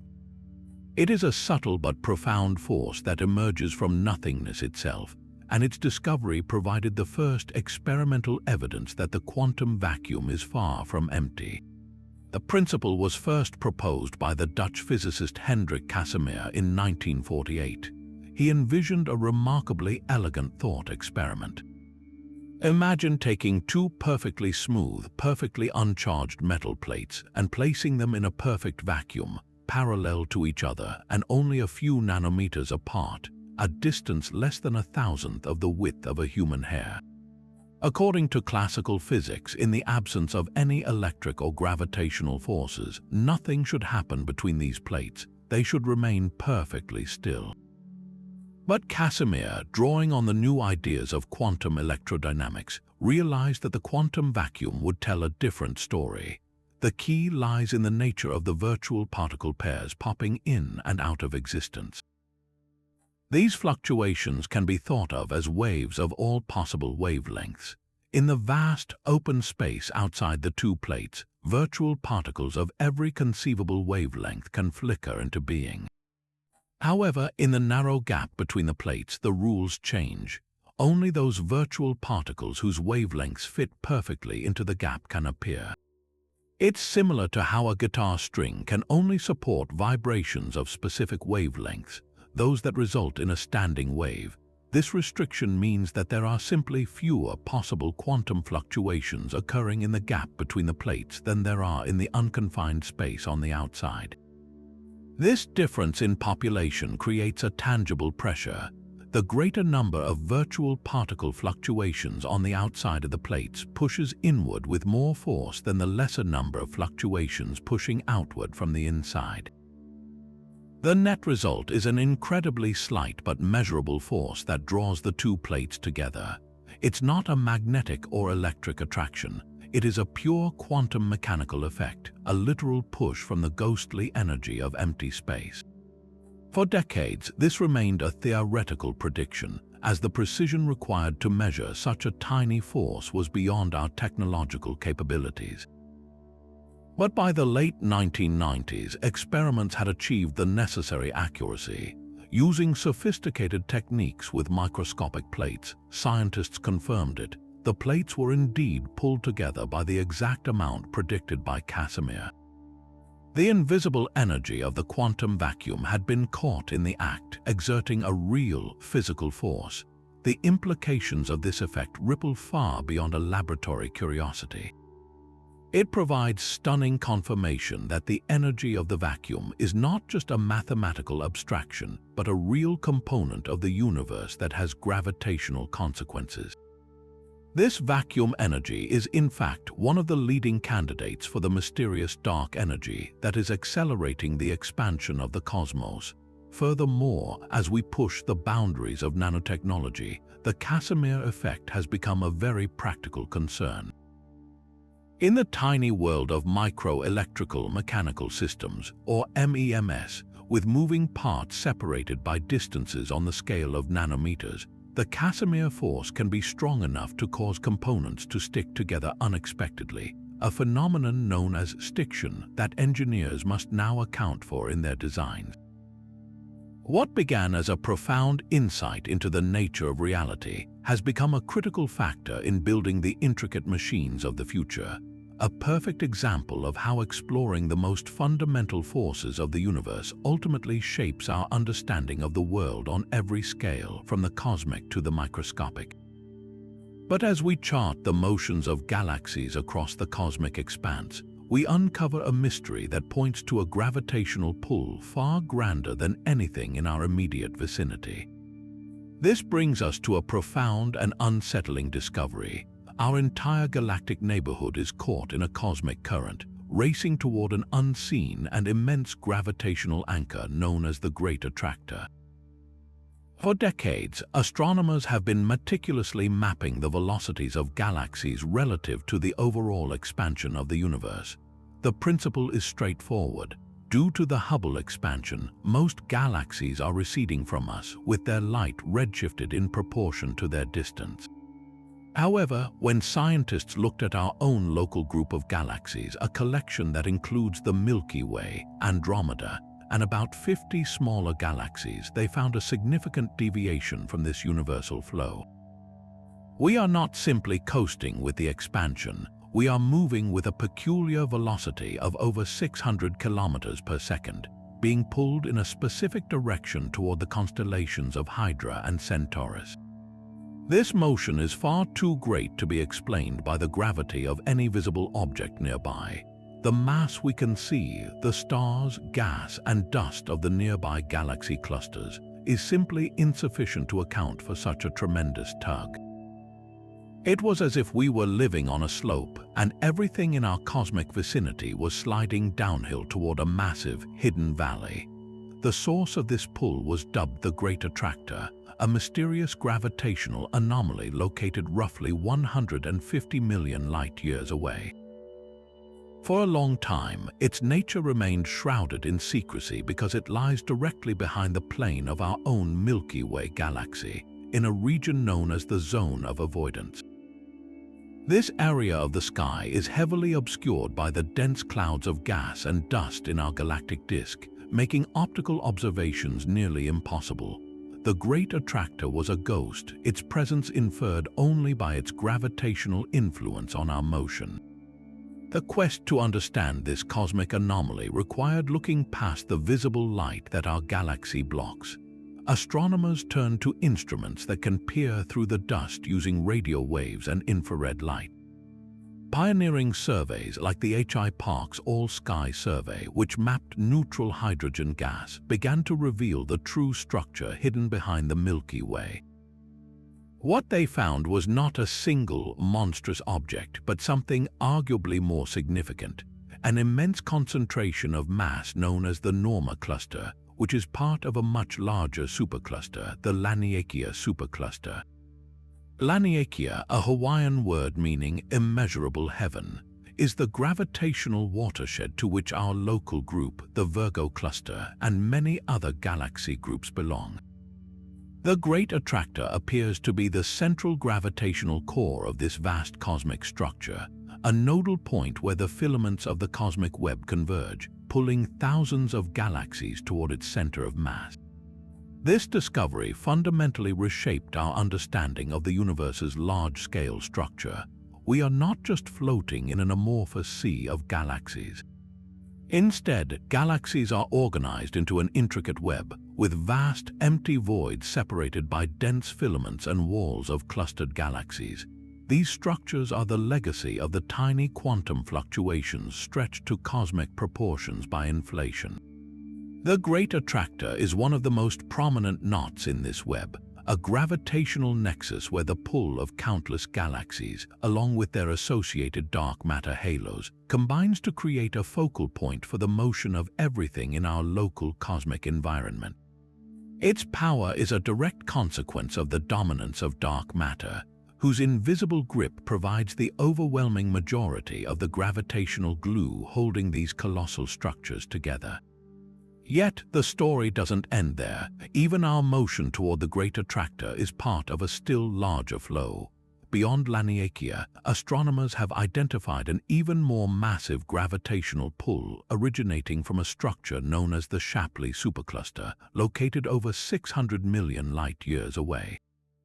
This immense concentration of mass, the largest in our local universe, is exerting its own gravitational influence, tugging on the Laniakea supercluster itself. Our journey through the cosmos is therefore a complex one. We are being pulled toward the Great Attractor, which is itself being pulled toward Shapley, all while the overall expansion of the universe, driven by dark energy, pushes everything apart. We are living within a dynamic cosmic tug-of-war, where the local pulls of gravity battle the global push of expansion. The Great Attractor stands as a powerful reminder that our view of the cosmos is always evolving, and that the most profound forces are often those we cannot directly see, hidden in plain sight by the very galaxy we call home. And so our journey across the cosmos draws to a close, a voyage that has taken us from the invisible bonds within a single atom to the forces that shape the entire observable universe. We have witnessed gravity's relentless pull, not just as the weight that holds us to the ground, but as the great sculptor of space-time, capable of creating bottomless pits of darkness and orchestrating the dance of galaxies. We have seen how the fierce rivalry between the strong nuclear force and electromagnetism powers the stars themselves, forging the elements of life in stellar furnaces and scattering them across the void in titanic explosions. We have confronted the profound mysteries of dark matter, whose silent gravity weaves the cosmic web, and dark energy, whose repulsive push dictates the ultimate fate of all things. What emerges from this catalogue of power is not just a list of disconnected phenomena, but a breathtaking picture of underlying unity. The same fundamental forces that operate in the heart of a collapsing star also govern the chemistry of a living cell. The quantum jitter that gives mass to an electron also provided the initial seeds for galaxies. A supernova, a gamma-ray burst, and the gentle pressure of sunlight all spring from the same set of physical laws, playing out across an unimaginable range of scales. To understand these forces is to begin to see the universe not as a collection of separate wonders, but as a single, interconnected system, a grand and dynamic tapestry where every thread, from the smallest to the largest, is woven from the same fundamental principles.